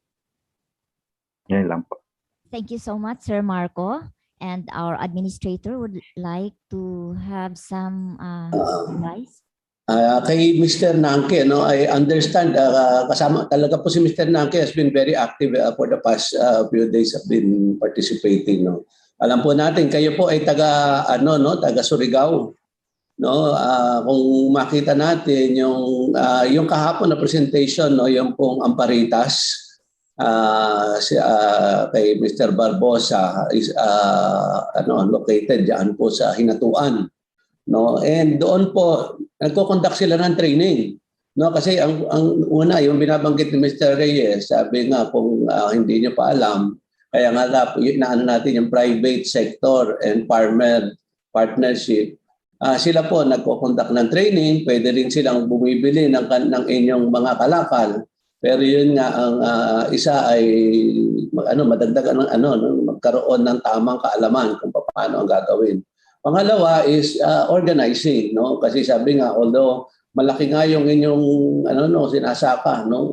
Kasi kalimitan ng ating mga magsasaka ay kalahati hanggang isa't kalahati o 2 hektarya lamang ang pag-aari. Pero mas maganda ho kasi, no? Of course, kung gusto magnenegosyo, unless gusto niyo ay yung sole proprietorship. Pero ito kung mas maganda kung kulang kayo ng tao o kulang ng kaalaman ay makibuklod doon sa ibang mga organisado na, o kaya ay kung magbubuo kayo ng inyong sariling organization. At pangatlo, ang sinasabi ko nga na sana mabuo po yung inyong sa Surigao, yung Coconut Farmers Council, na may direktiba naman po ito ng DILG, no, na para nagkakausap-usap ang ating kung habang wala po yun, meron po tayong provincial and regional coconut stakeholders forum na magkakasama po doon, hindi lamang ang processors, hindi lamang ang mga magsasaka, nandun din yung mga ahensya, no, na para na pagdudugtong-dugtong, na ito nga po yung intent natin, no, mapagdugtong-dugtong, mapagsama-sama yung ating mga kakayanan at nang sa gayon, sabi nga yung mga kahinaan ng iba ay masamahan ng yung lakas naman ng ibang mga agencies and other partners dito sa industry. Salamat po, yun lamang po. Thank you, sir. So dito naman tayo sa nagbigay ng tanong sa Q&A. From EJ Dakanay, nagtatanong siya dito, is it possible to grow coconut in Purak, Pampanga? Of course, ang isa pong magandang tingnan po muna na kung saan po yung lugar ninyo. Meron po tayong yung regional office dito for Northern Luzon.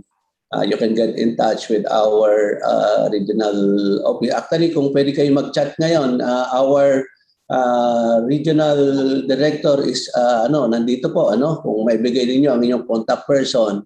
We can have a person go to you to assess kung saan po. Naturally, itong ating nyog, titingnan natin po yung lugar na inyong binabanggit, kung saan sa Porac, no? At para malaman kung anong variety rin, at saka malaman ano po ba ang plano ninyo. Kasi sabi nga, kung anong industriya ang gusto ninyong pasukin, meron pong angkop na variety ng nyog na nararapat. At dito po sa Pampanga, actually we have ang alam ko po kay Dennis, kay Regional Manager Dennis Andres, we have we are crafting or we have finished crafting yung MOA with the State College diyan sa Pampanga para po mag-establish tayo ng seed farm, no, diyan sa inyo para yung pong kakailanganin na mga pananim lalong-lalo na sa probinsya ng Pampanga ay ipoproduce na natin diyan mismo sa inyong lugar, no? Okay, so next question from Mr. Rosano Veluz to everyone. Is the cocoa core pit processing available in YouTube? Siguro sagutin ko na ito. I've asked the representative from Zamboanga Research Center and they said available po ito. Then we go to the next question from Maria Santelices. How to avail of info materials pertaining to various processing machineries.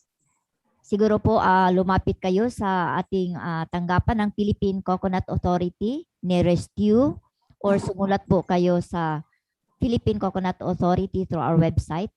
The email address will be flashed later. Next question is from Maria Santelices again. Where can we avail of the HACCP accepted cocoa oil processing manual? COP. Any representative from RDB? Sa BCOP din po, ito ay project together with with DOST, no, DOST. Yeah, okay. We can ask them to to respond. Sir Marco, can you comment on this? Saan po daw makakuha ng HACCP accepted coconut oil processing manual? Pwede po silang mag-email sa amin, info@bcophilippines.com. Sa ngayon ay pinamimigay namin silang libre sa mga miyembro ng BCOP. Yung sa kanila po, isabihin lang nila yung nature ng company nila at papag-aralan po namin and then babalikan namin sila. Ito din po, nidagdag ko sa sinabi ni Marco. During our engagement before, ang sinasabi ko nga kay Mr. Reyes noon, ang dami ko nang nakikita sa social media na nagbebenta ng BCO. Ngayon, hindi na natin alam, BCO ba talaga yon o hindi? No, dahil sabi nga baka mamaya walang FDA approval, and when we were talking pati kay Ma'am Agnes, sabi ko ilan po ba ang miyembro ng BCOP kasi dito sa amin it appears hindi rin lahat nakarehistro dito sa amin, no, and of course andito naman po ang ating DTI, how many have asked yung business permit for itong virgin coconut oil production. Sabi ko nga, lahat po ba ng BCO producers ay miyembro ng BCOP? Ito, mamaya eventually, natin yung kay Mr. Reyes. Dahil sabi ko, we have to really protect our product. Dahil ang iniiwasan po natin ay yung mga ibang, ibang mga sabi nga, pag gusto ng ating mga kababayan na kumita, baka huwag naman sana tayo matulad sa ibang mga pangyayari in the past na mismo ang nakasira sa ating industriya, yung ibang nag-adulterate ng ating produkto.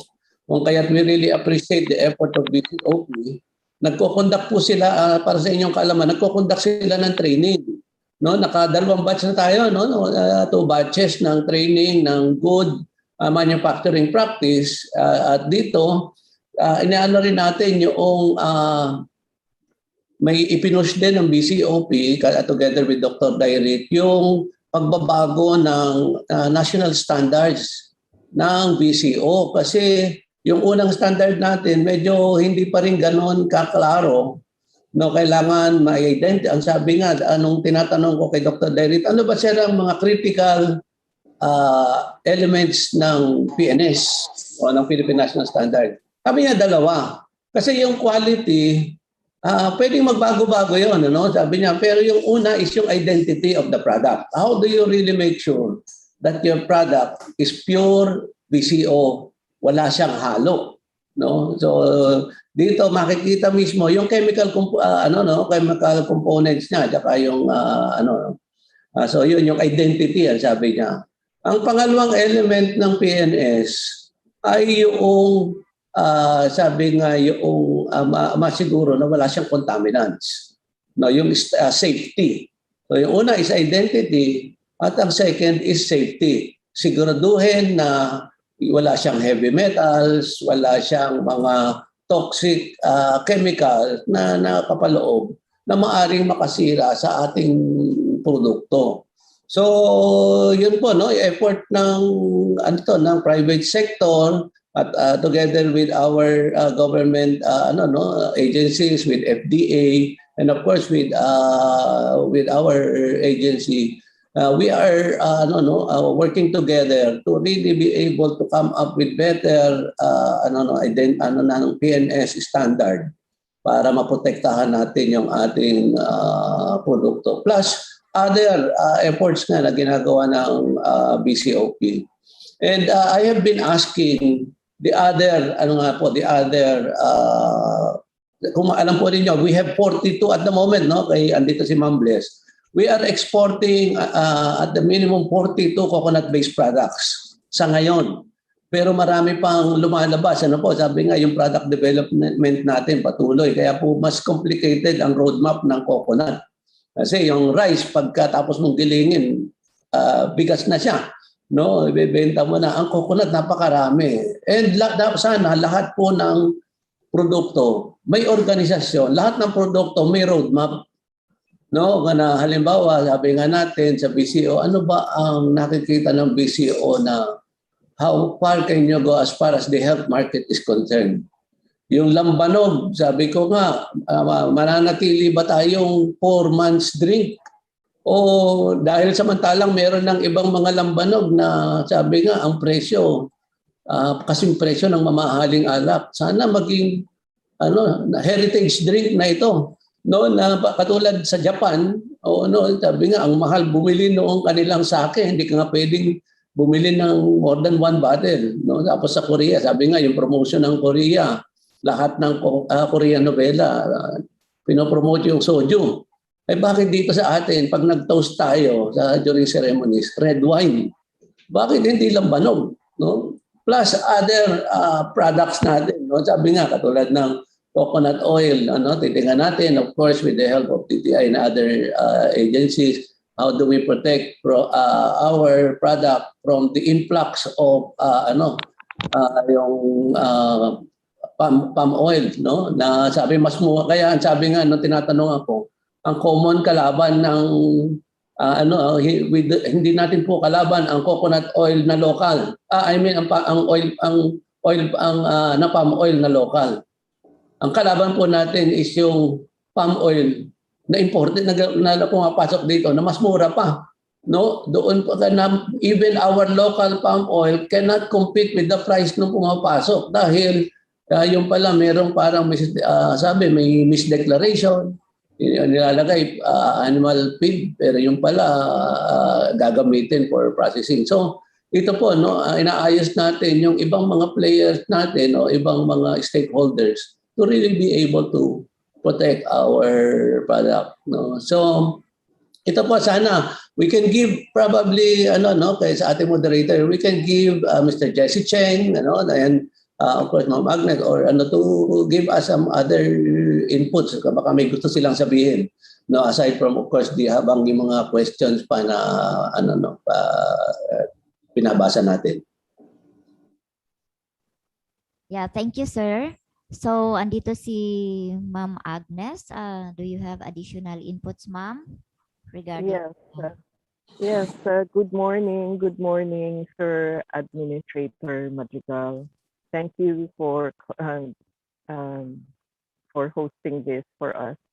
Number one, our organization, we have 30 members, and we encourage the other VCO producers and traders to join us because an industry-wide conversation with government agencies is vital to address challenges, and not only challenges, even the good news of VCO versus COVID, so that we can inform more people about it.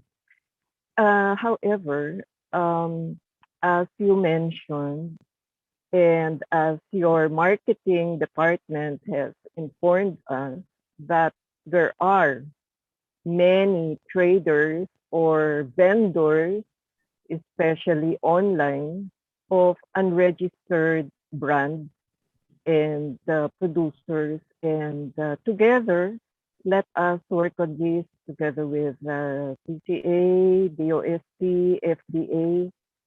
There's a lot of work to be done, I agree, pero kaya naman nating gawin to all together. Thank you very much. Thank you, Ma'am Agnes.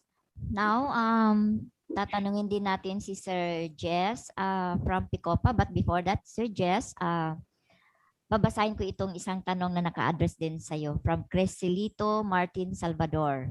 Mr. Cheng, we are coconut farmers from Lopez, Quezon. Saan po kami makakaabil ng coconut seedlings ng Picopa? Magkano po ang seedling nyo? Ano pong variety? Go ahead, sir. Thank you, Ma'am Rose. Magandang umaga ho sa kanilang lahat. Copy ho ba ako, Ma'am Rose? Yes, malakas. Maraming salamat ho, General Admin. Napakaganda ho at tayo nagkita muli from last year's Coco webinar. Yung tanong ho tungkol dito sa sa seedlings, pwede ko kayong ma-refer sa aming in charge sa sustainability. At ang PCA ho, maraming programa rin. Tayo ho kasi ay base sa Mindanao. Wala ho tayo sa Luzon. Kaya yung mga katanungan ho natin, pwede natin ipasa ho sa aming sustainability in charge or sa PCA po. Kasi may regional offices rin ho yung PCA. Yung may ano lang ho, may i-share lang ho tayo tungkol dito sa tema natin na pag-uusap today na Organisadong Grupo, Susi ho ito sa Matatag na Negosyo. Ito ay napakatamang tema na talagang strongly promoted by the PCA, led by our General Admin, and lahat ho ng mga PCA personnel from DA Ruel, from DA Erlin, Ma'am Erlin, Sir Ruel, tsaka ho sila Ma'am Rose, si Ma'am Bem, at si Ma'am Noemi. Lahat ho sila ay talagang naghihikayat ho na magbuklod-buklod ho tayo at paulit-ulit na ho sinasabi para ho ito kasi ho at susi talaga sa pagpapatatag ng negosyo. Kasi yun ho parang ang direksyon ng ating farming sector. Actually ho parang tulad ho ng limang daliri. Yung kamay natin nakakonekta ho tayo sa limang daliri. Yung coconut industry ho ay may limang sektor din ho. Yung unang sektor, importante ho dito is yung national government. Yung national government led by the related agencies ho, parang policy maker sector sila. Tulad ho nung pagpasa nila sa coconut levy, napakalaking tulong ho ito at sana ho ito ay ma-carried out. It will come to fruition that will benefit all the farming sectors. Yung pangalawang sector ho, tulad ho, yung PCA ho, our implementing sector. Tayo ho ay na-engganyo ho tayo at we are very happy with the PCA now kasi they're more engaging, they're more understanding, and also they're really a solution finding group sa ngayon. Led by our admin nga, si General. Saludo ho kami sa inyo at nakikita ho natin yung sincere dedication ho ninyo, yung enthusiasm ninyo at hard work ho na ginagawa ninyo para sa industriya, para sa lahat ng stakeholders. Yun lang nga ho, hindi ho lahat nasa control natin, which naintindihan ng lahat ng tao. Yung iba ho, kailangan yung pag-usapan with other government agencies, with other stakeholders. So hindi ho talaga madali yun. Panahon ang kailangan. Naintindihan ho natin yun. Yung pangatlong sektor ho, tulad ng 5 daliri natin, yung farming sector. Sila ho talaga ay napaka-importante sa buong the holistic, sabi nga ho ni General, holistic approach tayo. Sila ho talaga ang key nito. So kailangan ho natin sila talagang alagahin at tulungan, which talagang ginagawa na ngayon. Yun lang, it may take some time or ang pinakamagandang approach ho talaga is pagbubuklod-buklod, yung pagiging organisado. Tulad ho kami, Picopa, tulad ho ng VCO, lahat ho may asosasyon ho yan. Nagbubuklod-buklan, nag-uusap, nagtutulungan, naghahanap ng mga pwedeng mga solusyon at kung paano natin ito i-implement at i-execute. So napakagandang maingganyo sana lahat ng ating farming sector. Foremost of which, yung laging kausap natin si Sir Joey, si Sir Omi, at lahat ng mga leaders ng mga cooperative, sana ma-encourage natin yung ibang farming sector members, mga farmers, especially mga manunyog, na magsama-sama ho tayo. Kasi lagi nga sinasabi nila, there's strength in unity. Yun ho yung pangatlong sector. Pang-apat na sektor na napaka-importante rin ho, tulad ho sila Dr. Emil Javier, si Dr. Fabian Derit na nabanggit ho ninyo, yung academe sector. Sila ho yung sa research and development natin. Makikita ho natin na talagang tulad ni Dr. Javier, talagang nag-iisip po siya outside of the box. Saka very innovative siya when it comes to the welfare and the livelihood of our mga coconut farmers. Dr. Derit naman is very helpful in promoting our product, the benefits of it, and also yung mga new applications. So yan ho pang-apat na sektor. Yung pang-5 sektor ho ay yung processing sector na currently we are led by Mr. Dean Lau Jr. Siya ho talaga ay tirelessly and very energetically promoting yung CSR, yung advocacies natin on environment, and also yung welfare and yung well-being of our coconut farmers. Kasi yan nga ho ang key sa sustainability natin. So kung magsama-sama ho natin sila, kasi may kanya-kanyang role ho sila, may kanya-kanyang gamit sila, usefulness, at may kanya-kanyang strength sila. Pag sinama ho itong 5, tulad ho ng ating kamay, meron tayong nagagawa kung yung 5 daliri natin ay pinagsama-sama natin. So yun ho ang napag-usapan natin sa grupo namin at sana ho kung unti-unting magawa to, sigurado hong may bright future at meron ho tayong patutuan. Yun nga, sabi nga nila, yung isa pa, may kasabihan na kung ang taong marunong lumingon sa pinanggalingan, may mararating, mararating ang paroroonan. So tulad niyan, halimbawa, yung presyo natin itong past 1 year, maganda ho yung presyo ng kopra. Mataas siya, magandang ani, magandang presyo. Pero please, we have to look at also the causes of what had happened in 2018, 17, 18, and 19 nung mababa yung presyo. Kung sana ho ay maintindihan natin at malaman natin yung kausa nito at sana hindi na ito maulit.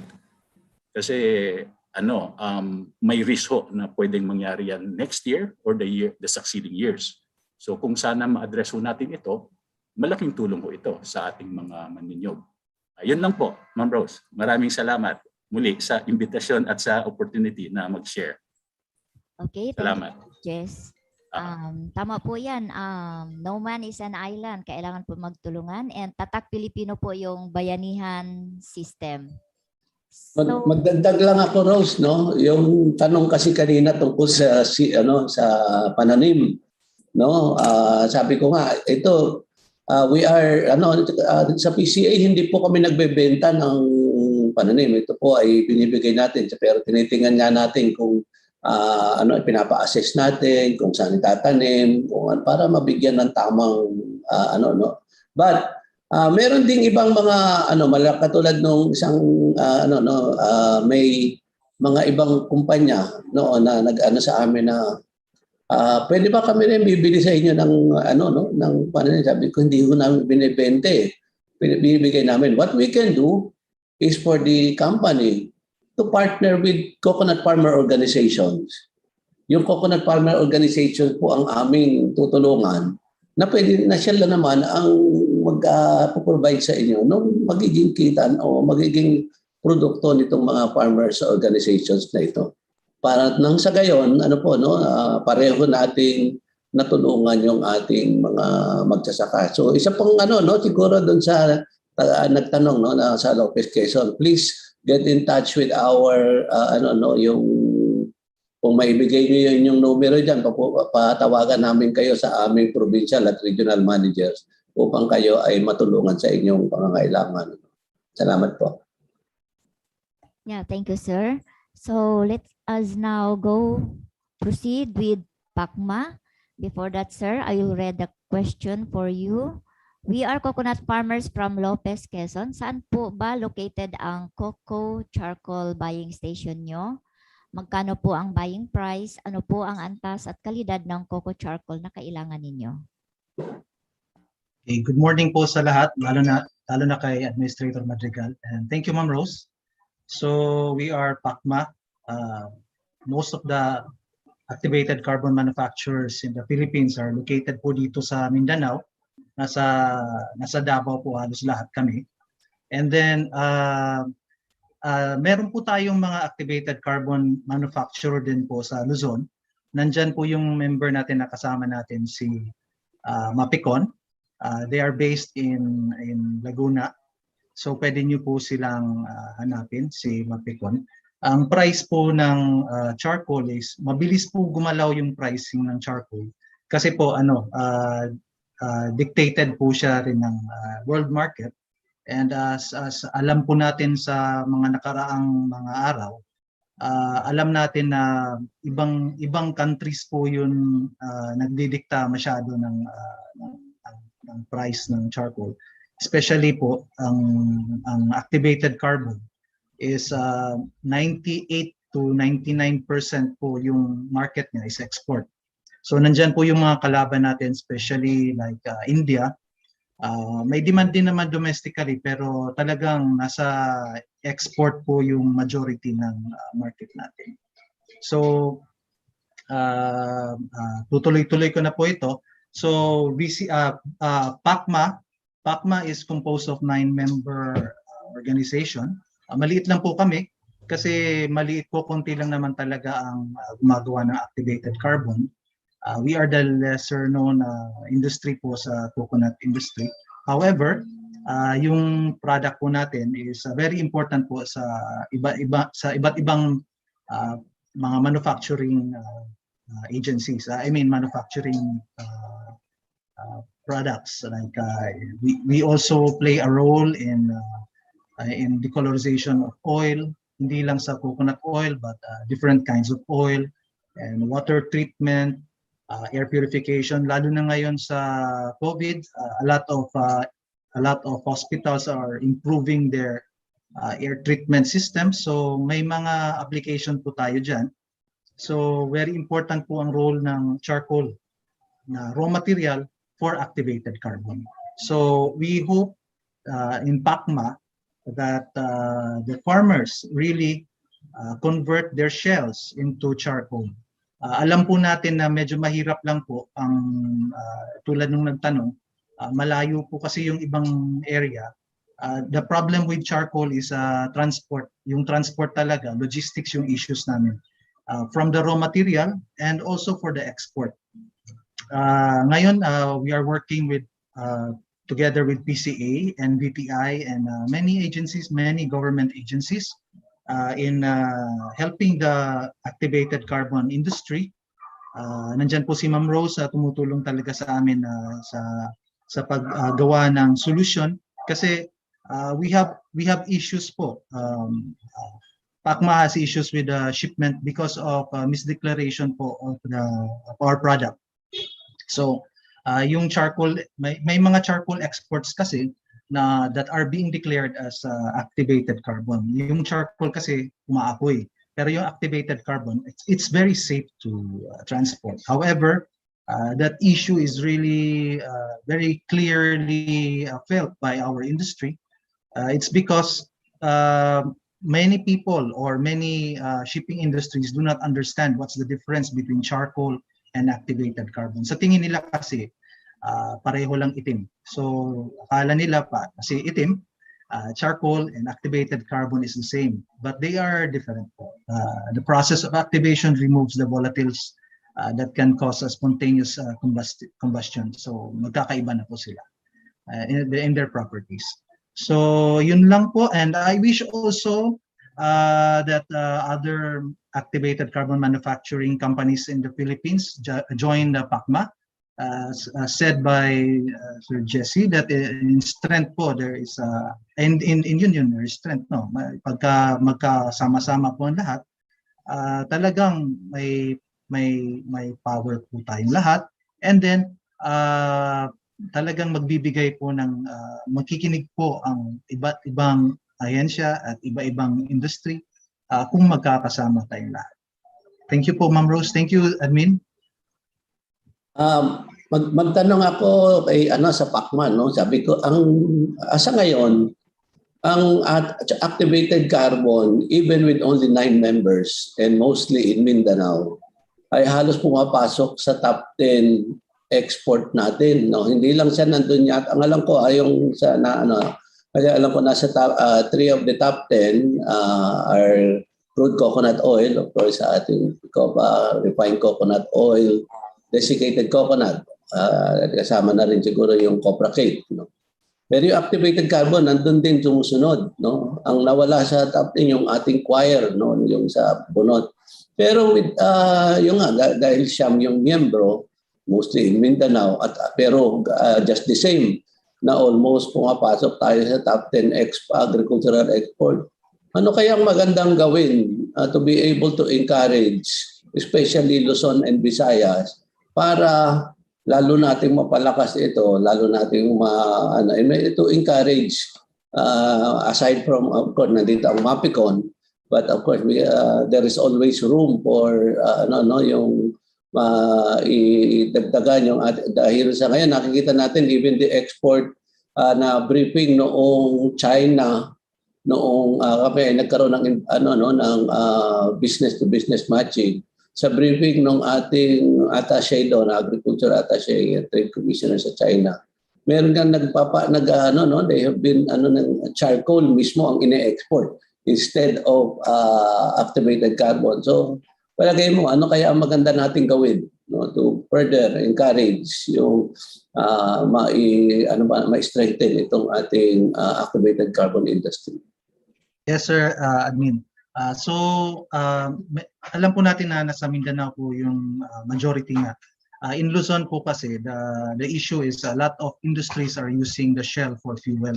So marami pong nako-convert po into other yung shell instead na nagiging charcoal. So wala pong masyadong raw material na available po sa Luzon because it becomes a fuel for other industries. So I think there is already a move together with PACMA po and then PCA na dahan-dahan po nating i-convert po yung shell into charcoal rather than using it for fuel. That would greatly help for the industry and when raw material is available po. Bless, no? Yung nga siguro, ma'am, maganda na mapag-usapan itong tungkol dun sa Anton na kasi talagang mahal at saka in demand yung activated carbon. And we know na kung napakarami ng coconut sa Luzon, no? Kasi the biggest area, ma'am, sa mga yan ay nandito sa Calabarzon. No, ang pinakamalaki. Dati pinakamarami nga sa Bicol, but because of the yung sa ating dumaan ng mga bagyo plus yung Cocolisap, medyo na ang pinakamalaking production natin ngayon o yield ay nandiyan sa Davao. No, kaya siguro yung nandiyan sa Davao because and Zamboanga, probably because hindi tinatamaan ng bagyo, hindi tinatamaan ng Cocolisap. No, but ito nga kung nasaan yung mga malalaking natin areas o coconut areas, definitely meron tayong mga baon na magagamit dito sa atin. So yun, ma'am, siguro kung paano ma-explore kasi pumapaka even with only 9 members tapos nasa Mindanao lahat, but still mataas ang kanyang contribution sa agriculture export.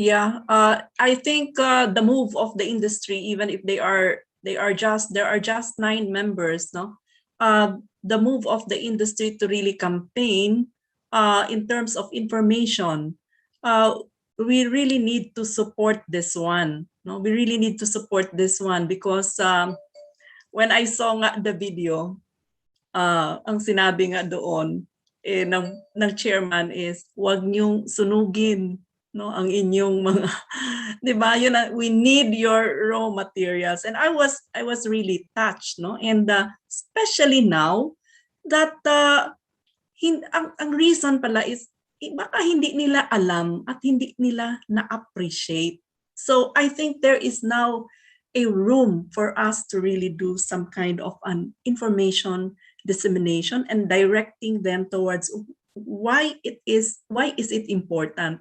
And of course, they will appreciate that if they see na, uy, nabibili pa pala to.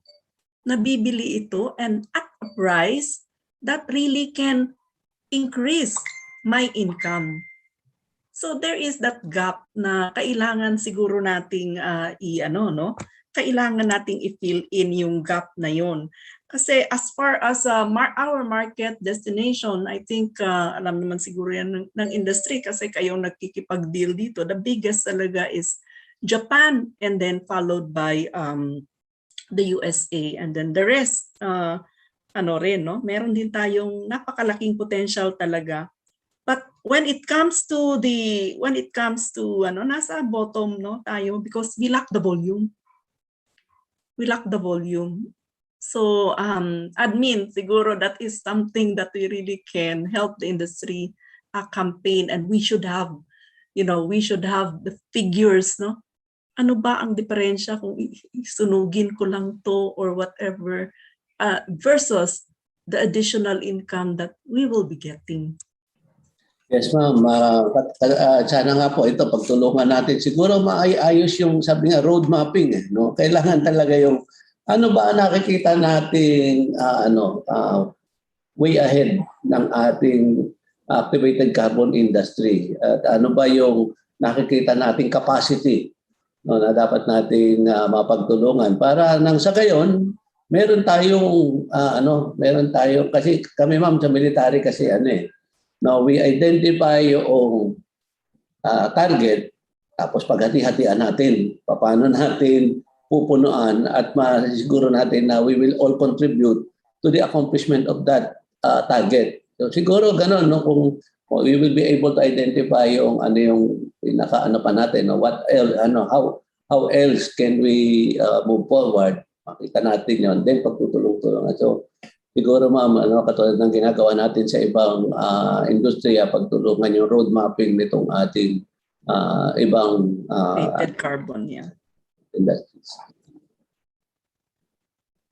Okay, thank you. Meron tayong black gold at yan yung ating charcoal and activated carbon. Now we want to hear the question of Sir Creselito Martin Salvador, who is raising his hand. Sir, you are recognized.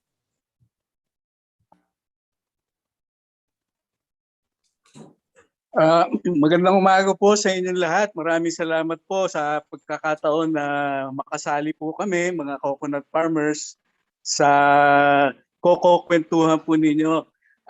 Nais ko po sanang ipaabot sa mga liderato ng ating ahensya ng gobyerno yung lubos po naming pasasalamat sa inyong suporta. Ang tanong ko lang po sana, kahapon po na hindi pa po yata natutugunan, ay tungkol po doon sa registration po ng coconut farmers under the National Coconut Farmer Registration System. Ito po ay nasa ilalim ng batas ng Coconut Levy Law. Kasi po hanggang sa ngayon po, hindi po namin alam yung status po ng registration po namin. Ito po yung natin, no? Sa ngayon po, nung remember nung ang ating pong unang basihan ng registration, yung pong existing yung existing registry natin na sa mga sa mga 2.5 million. Ang unang tanong po ng mga magsasaka, yan ba ay yung bang isa sa isang tabi na ba yung registry na yon? Hindi po, no? Yun po yung pinakabasihan natin. No, but kailangan po natin mag-update ng registry dahil sabi nga baka mamaya meron ng hindi naman sana may namayapa, merong nagbenta na ng lupa o umalis na sa ating sa kanilang lugar at sa katunayan during our dito sa initial months ng natin ng registration ay may nakita tayo na sa mga 60,000 na undergoing yung exclusion process kasi may process of inclusion, may process of exclusion. Now, ang sabi po ng batas ay dapat within 90 days matapos yung registration after the yung effectivity of the law which was supposedly last June 11, yung 90 days. No, so on June 10 nagkaroon po ng Senate hearing ng ating Senado, no? Ang sabi po nung time po na yon, nasa mga 51% pa lamang yung aming na-accomplish that time. No, ang sabi ko nga po, not only the movement of the PCA personnel, but movement of our farmers was also affected by the lockdowns. And yung 51% plus meron pa tayo noong time na yon, mga 300,000 na new registrants. Sino ba ito? Ito po yung hindi mga bagong magsasaka, kundi mga magsasaka na over the past decades have not been in touch with PCA. Na sa ngayon pa lamang na nagparehistro o dahil nga upang ang sabi ng batas, hindi ka makakabenepisyo kung hindi ka kasama sa rehistro. No? So, that time, 51% plus yung 300, nasa mga 1.5 million po yung na-rehistro noon. At ang sabi po ng mga mambabata, sabi nga po ni Senator Coco Kwentuhan, ay alam nyo, yung 2018 registry took us 3 years to make. So about 840 or 850 a year na magrehistro. And with 1.5 million within 3 months, lockdown, height ng lockdown, no, it's already, sabing ganun na maganda na yung naging accomplishment. But nakita ni Senator Pangilinan, maganda pala yung may deadline. Kasi kung walang deadline, kumbaga kung kailan magparehistro, no? At ang sabi naman ni Senator Villar, ang coconut registry should be a continuing process. No, ngayon sabi ang maganda nito, meron na tayong confirm na mga coconut farmers based on the description sa batas kasi ang sabi doon sa batas, makikinabang lang po coconut farmers, may pag-aaring 5 hectares and below, plus yung pong workers and whether full-time or part-time, tenants, and those who are supervising kung anumang instrumento ang ginagamit, maaaring pinagkatiwalaan kung hindi ka man may-ari, pero ikaw ang pinagkatiwalaan na and some other instrument tulad po na natin, yung sabi nga, yung agrarian reform beneficiaries. Now, ang po natin, no, ang sabi ni Senator Villar, continuing, ngayon kung hindi ka nakarehistro pa, hindi ka pa pwede makinabang dito sa ngayon. Unahin natin kami di kung sino yung ito lang muna natin ang unahin mabibigyan. Now, ngayon po, sa ngayon, yung figure na nasa ko po ngayon is about since last week, nasa 81% ang aming ano po registry na ano no about ano po sa 81% of the 2.5 plus another 500,000. Umabot na po ng 500,000. So, nasa 3 milyon na po tayo. Actually, 3.1 supposedly minus the 60,000 na sabi ko nga yung undergoing the ano po yung natin yung exclusion process. Nasa mga 3 million no ang nasa lista, nasa ano po nakapag-update na. And ang sabi po na doon during the hearing, sige nga, tingnan natin after 90 days ulit, ilan na ba ang maaabot natin. So pagdating po ng September 9, we will come up with a report again to the Senate kung ilan na po yung ating narehistro. And ang kasama po sa sinabi ng Senado ay dapat i-publish natin sa mga ano yung sino-sino yung mga pangalan na nandun. And sabi ko lang po during our report to the Senate, of late, sabi ko, ipapublish po natin siguro pag makomplete ito po by September 9, i-publish namin based on the deadline para ito po makita ng mga ano natin kung sino-sino yung mga pangalan na nandoon sa na nakapagparehistro na. No, so hanggang September 9 binigyan po tayo ulit ng Senado ng palugit hanggang September 9 to have the extended ng registration. Pero let it be clarified, sabi nga po ni Senator Villar, continuing po ito. No, but ang sabi, siyempre kung uunahing kasi ang sabi ng batas, kailangan 2 instrumento yung magpopondohan ng Popo Levy. Una, nakasama ka dun sa Coconut Farmers Registry. Pangalawa, yung activity o yung program is included doon sa Coconut Farmers and Industry Development Plan na tinatapos po natin sa ngayon. No, so ito po ang sa ngayon masasabi ko tungkol doon po sa ano natin. But we will publish po yung mga pangalan noong mga nakarehistro na as directed by the Senate. Hindi ko lang po ang sabi ko nga po mahirap mag-publish ngayon. No, nang nasa proseso pa, tapusin yung hanggang matapos itong deadline siguro ng September 9 para kung sino yung mga nakalagay, nakapagparehistro. Salamat po. Thank you very much, sir. So we have here a loaded question from John Edgar Luardo, but I saw him raising his hand. Maybe we call him now. Sir Edgar? Nawala? Okay.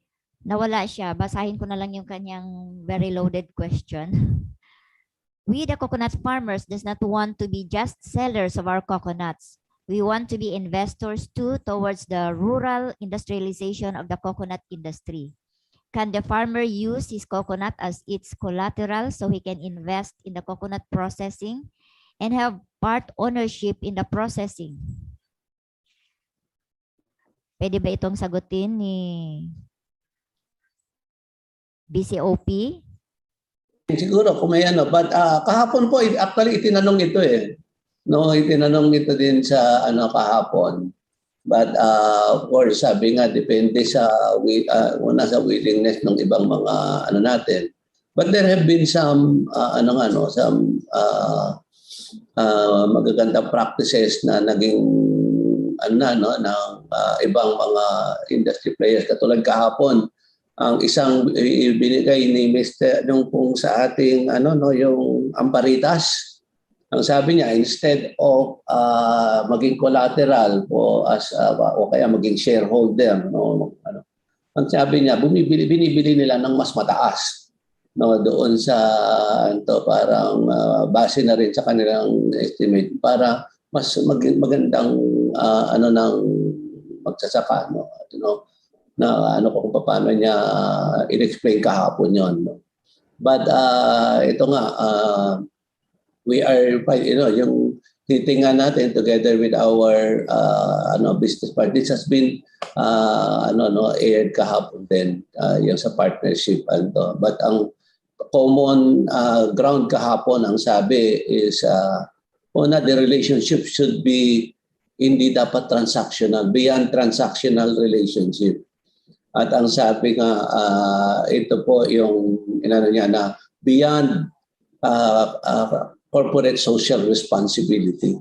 Sabi niya, yun dapat yung relationship daw should be because yung pagtulong sa magsasaka ay hindi parang philanthropic.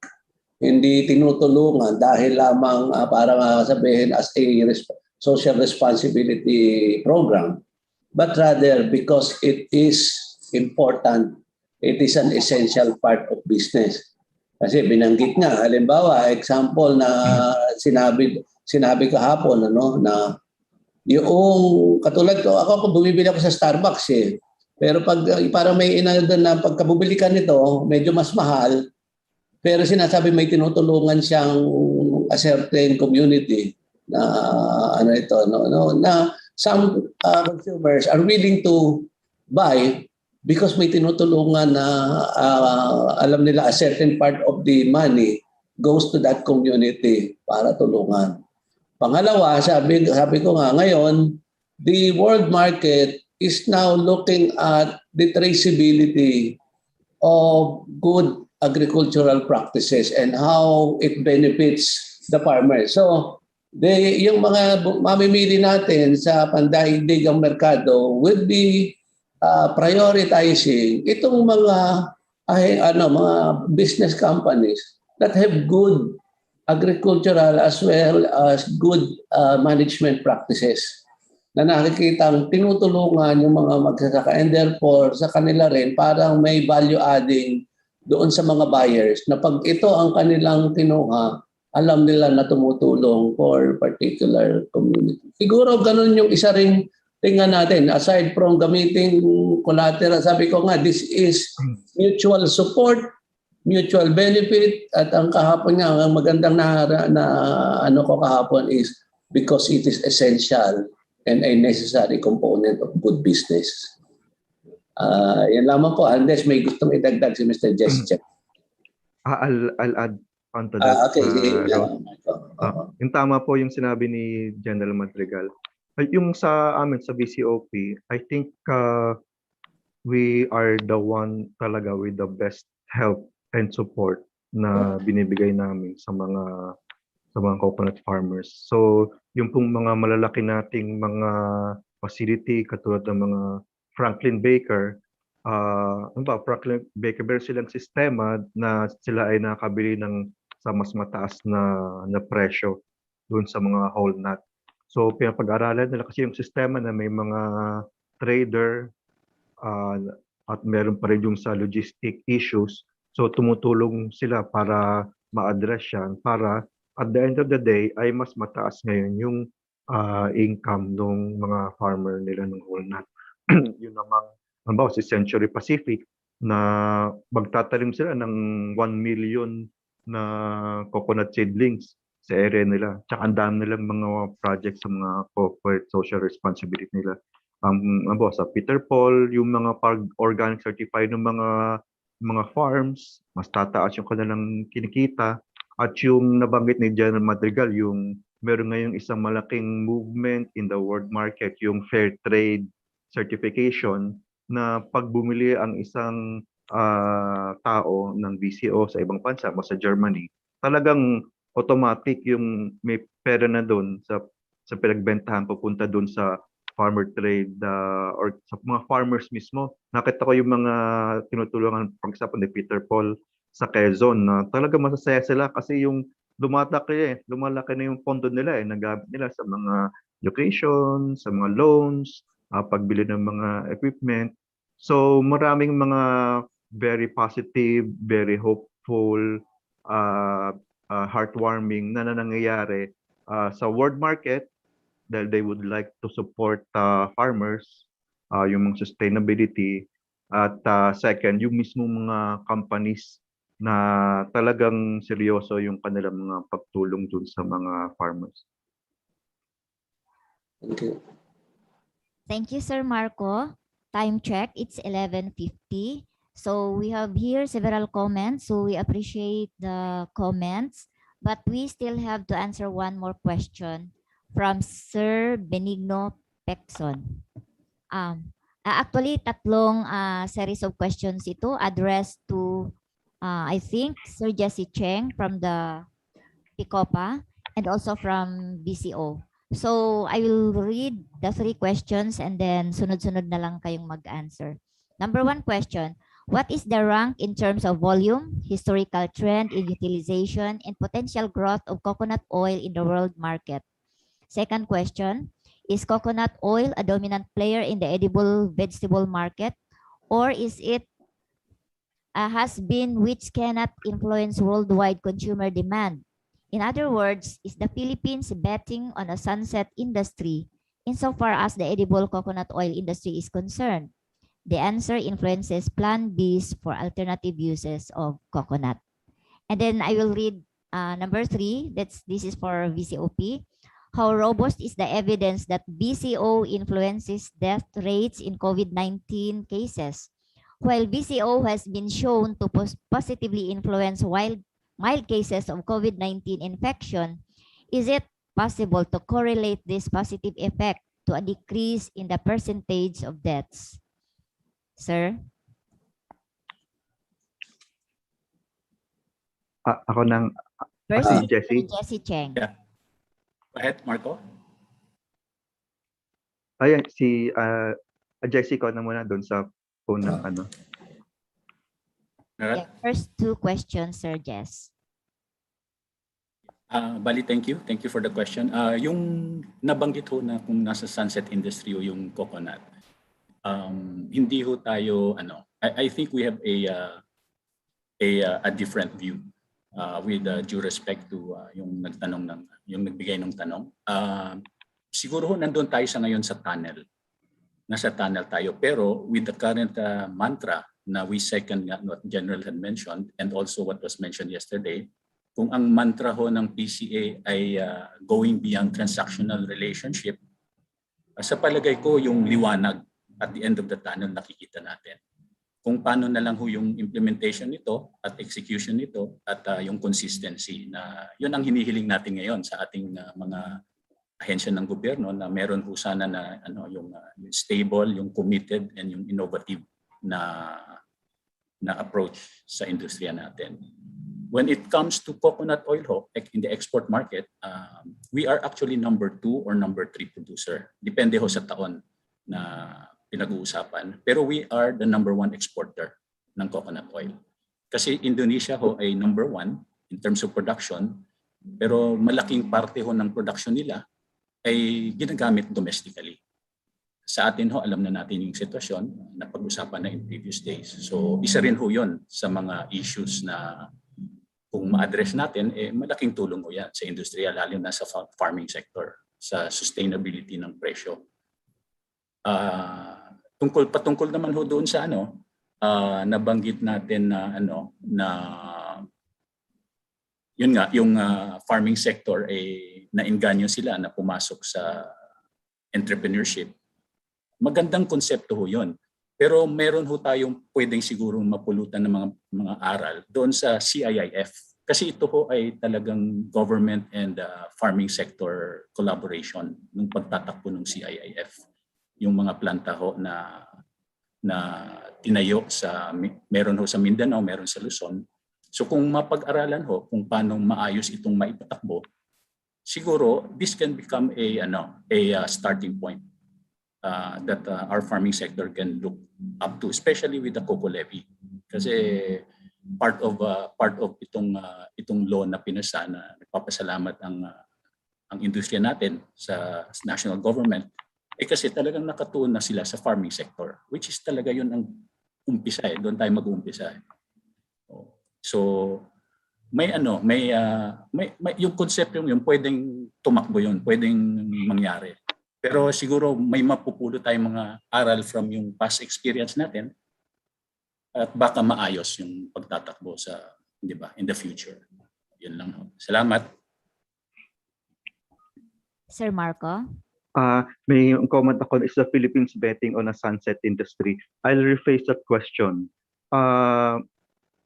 Yung the bet dun sa ibang vegetable oils, yun yung medyo natatalo. Halimbawa, palm oil.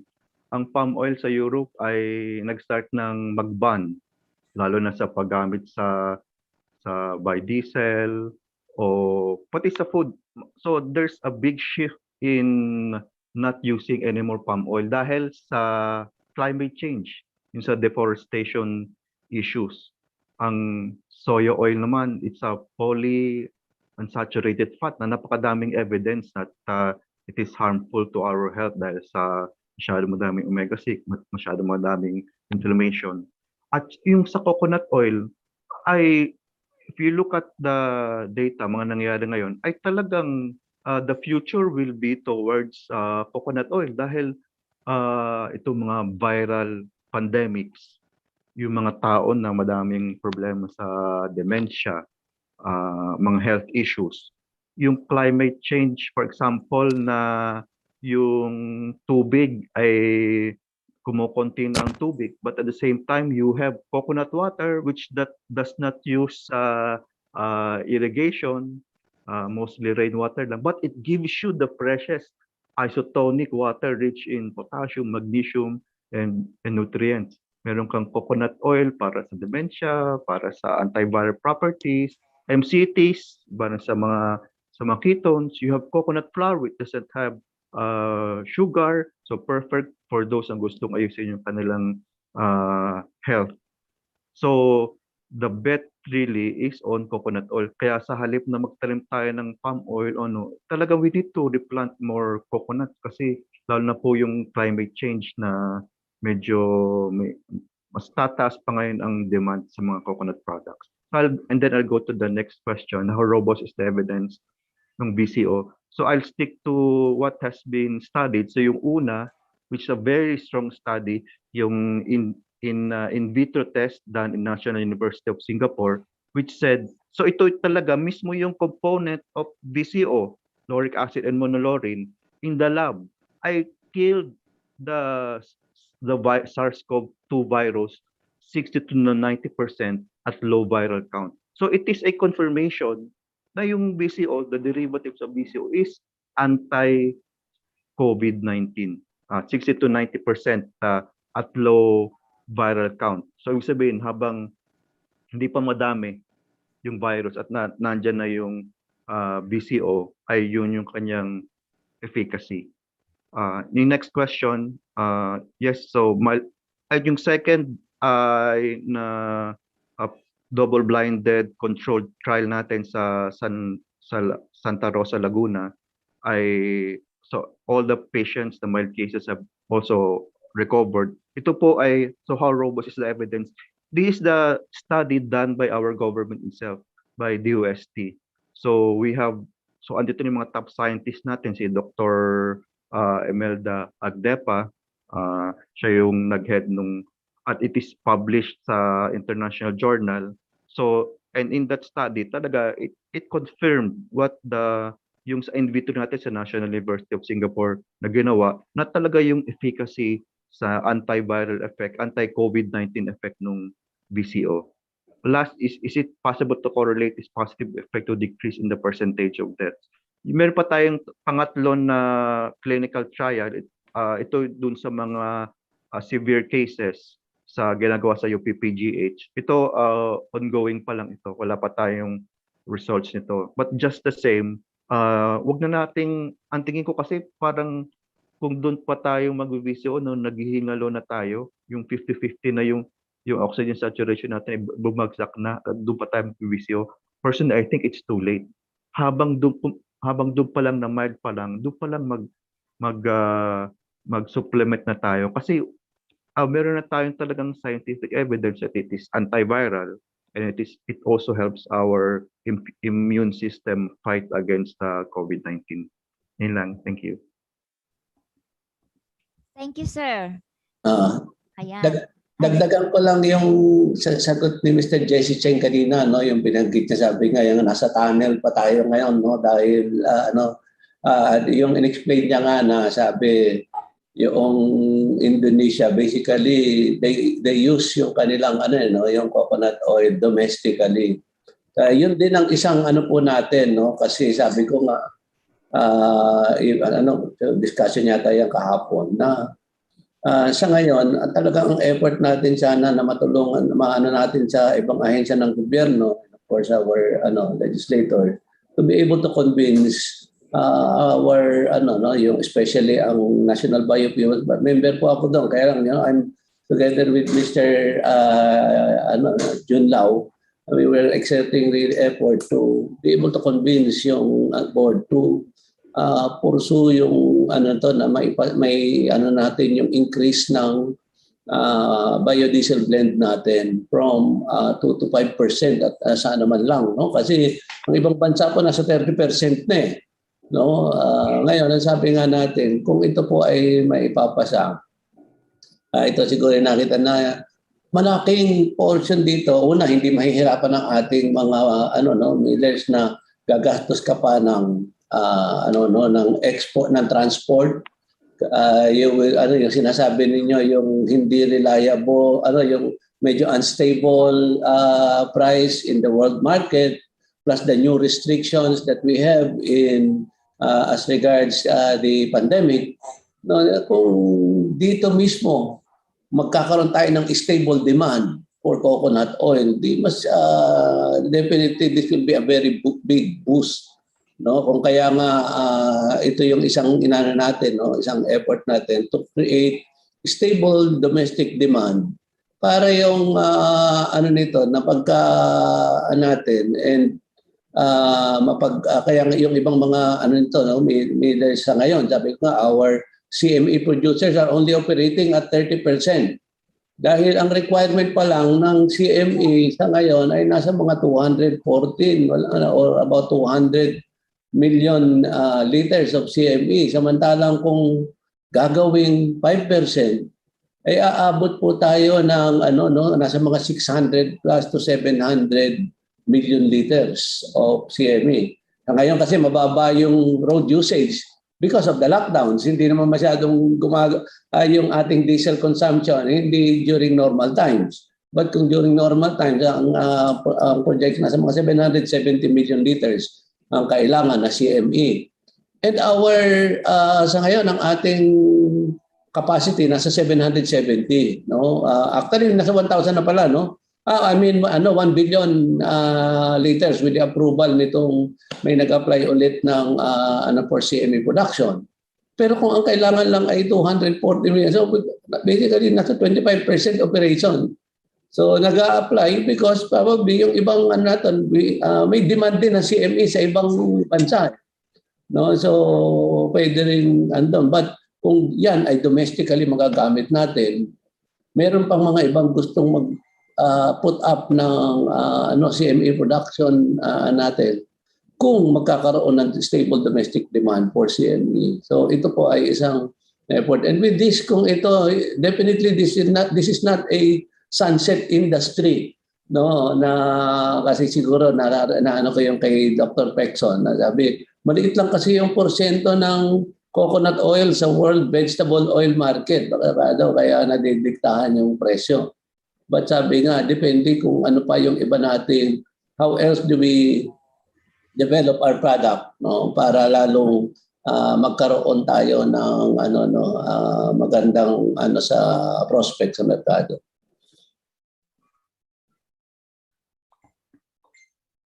Thank you so much, sir. That ends our question and answer portion. To our panelists, thank you so much for your very good inputs. This morning's session had been very fruitful. So with this, I give back the microphone to Sir Dan. Maraming salamat po. Thank you again for moderating and making sure na ang mga katanungan ay nasasagot at yung mga follow-up po ay nandoon din. Once more, our Department Manager for PCA TMDD, Ms. Rosella B. Villaruel. Before we wrap up today's proceedings, we would like to call on DA Walter Partosa to award our plaques of appreciation to our esteemed guests for today. Sir Walter. Thank you, Dan. Allow me to read the citation for the appreciation of our participants. Philippine Coconut Authority presents the plaque of appreciation to Director Mercedita A. Sombilla Regional Development Group, National Economic and Development Authority.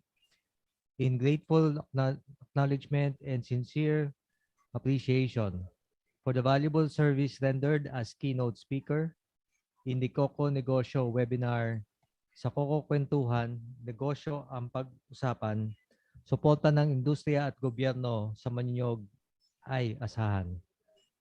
As part of the 35th National Coco Week celebration, given this 26th day of August 2021 at PCA Diliman, Quezon City, signed Benjamin R. Madrigal Jr., Administrator.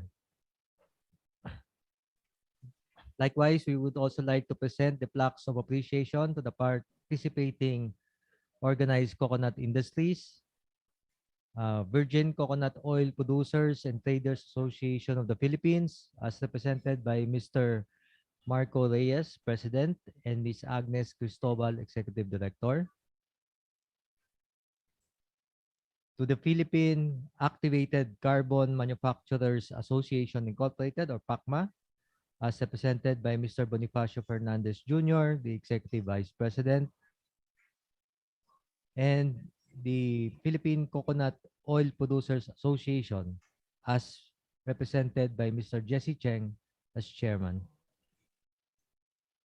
Lastly, the plaque of appreciation is also presented to our reactor for today, Undersecretary Blesila A. Lantayona of the Department of Trade and Industry. Again, thank you to our distinguished speakers, guests, and participants for participating in today's activity. Back to you, Dan. Maraming salamat po, Jay Partosa, and once more to all of our esteemed guests and panelists, maraming salamat po sa pagpapaunlak sa araw na ito. As we discussed, organized-led Coco Negosyo, Organisadong Grupo, Susi ng Matatag na Negosyo. Second to the last day na po ito ng ating celebration for 35th National Coconut Week via the Coco Kwentuhan Webinar Series. It's been an honor, ladies and gentlemen, to be at your service. Bukas po, magkita-kita po ulit tayo for the very last day. We will be discussing supply and demand gap. We will be addressing that sa masaganang ani at mataas na kita ni Juan, siyensya at teknolohiya ang kailangan. Live po tayo muli via Facebook and YouTube and via Zoom dun sa mga nag-register po. Kanina we were sitting at an all-time high of 200 plus, no? So napaka-active po at napaka-engaged ng ating mga attendees today. Sana po bukas ganun din po. Maraming salamat muli sa lahat ng dumalo, and on behalf of everyone making this possible at the PCA, thank you so much. You guys have a great day. Mabuhay at kita-kits bukas. Salamat.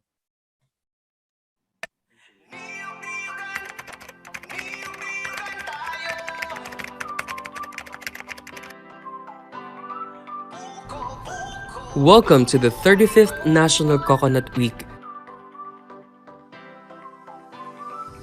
This is the first time PCA will be doing a virtual exhibit. The objectives of this activity are to establish awareness of the importance of the coconut industry, to promote coconut products and byproducts and their benefits, and to encourage investments. We have 18 private companies producing various coconut products, participating on this virtual trade fair, and 2 government agencies. By using the mouse over and clicking the eye icon, our potential buyers will be able to see company information with contact details, address, and their product lines. By simply clicking the icon button of the company, you will go directly to their booth. This is the Philippine Coconut Authority booth. All marketing collaterals like company banner,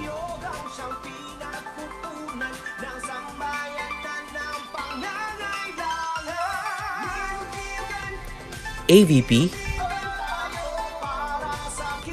posters,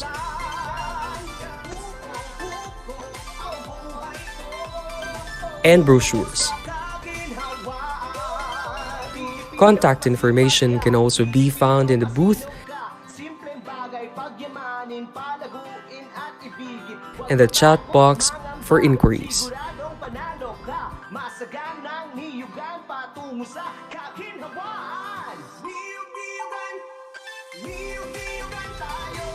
In central setting, it showcases coconut products. All furniture are all made of coconut wood. The directory can also be found here.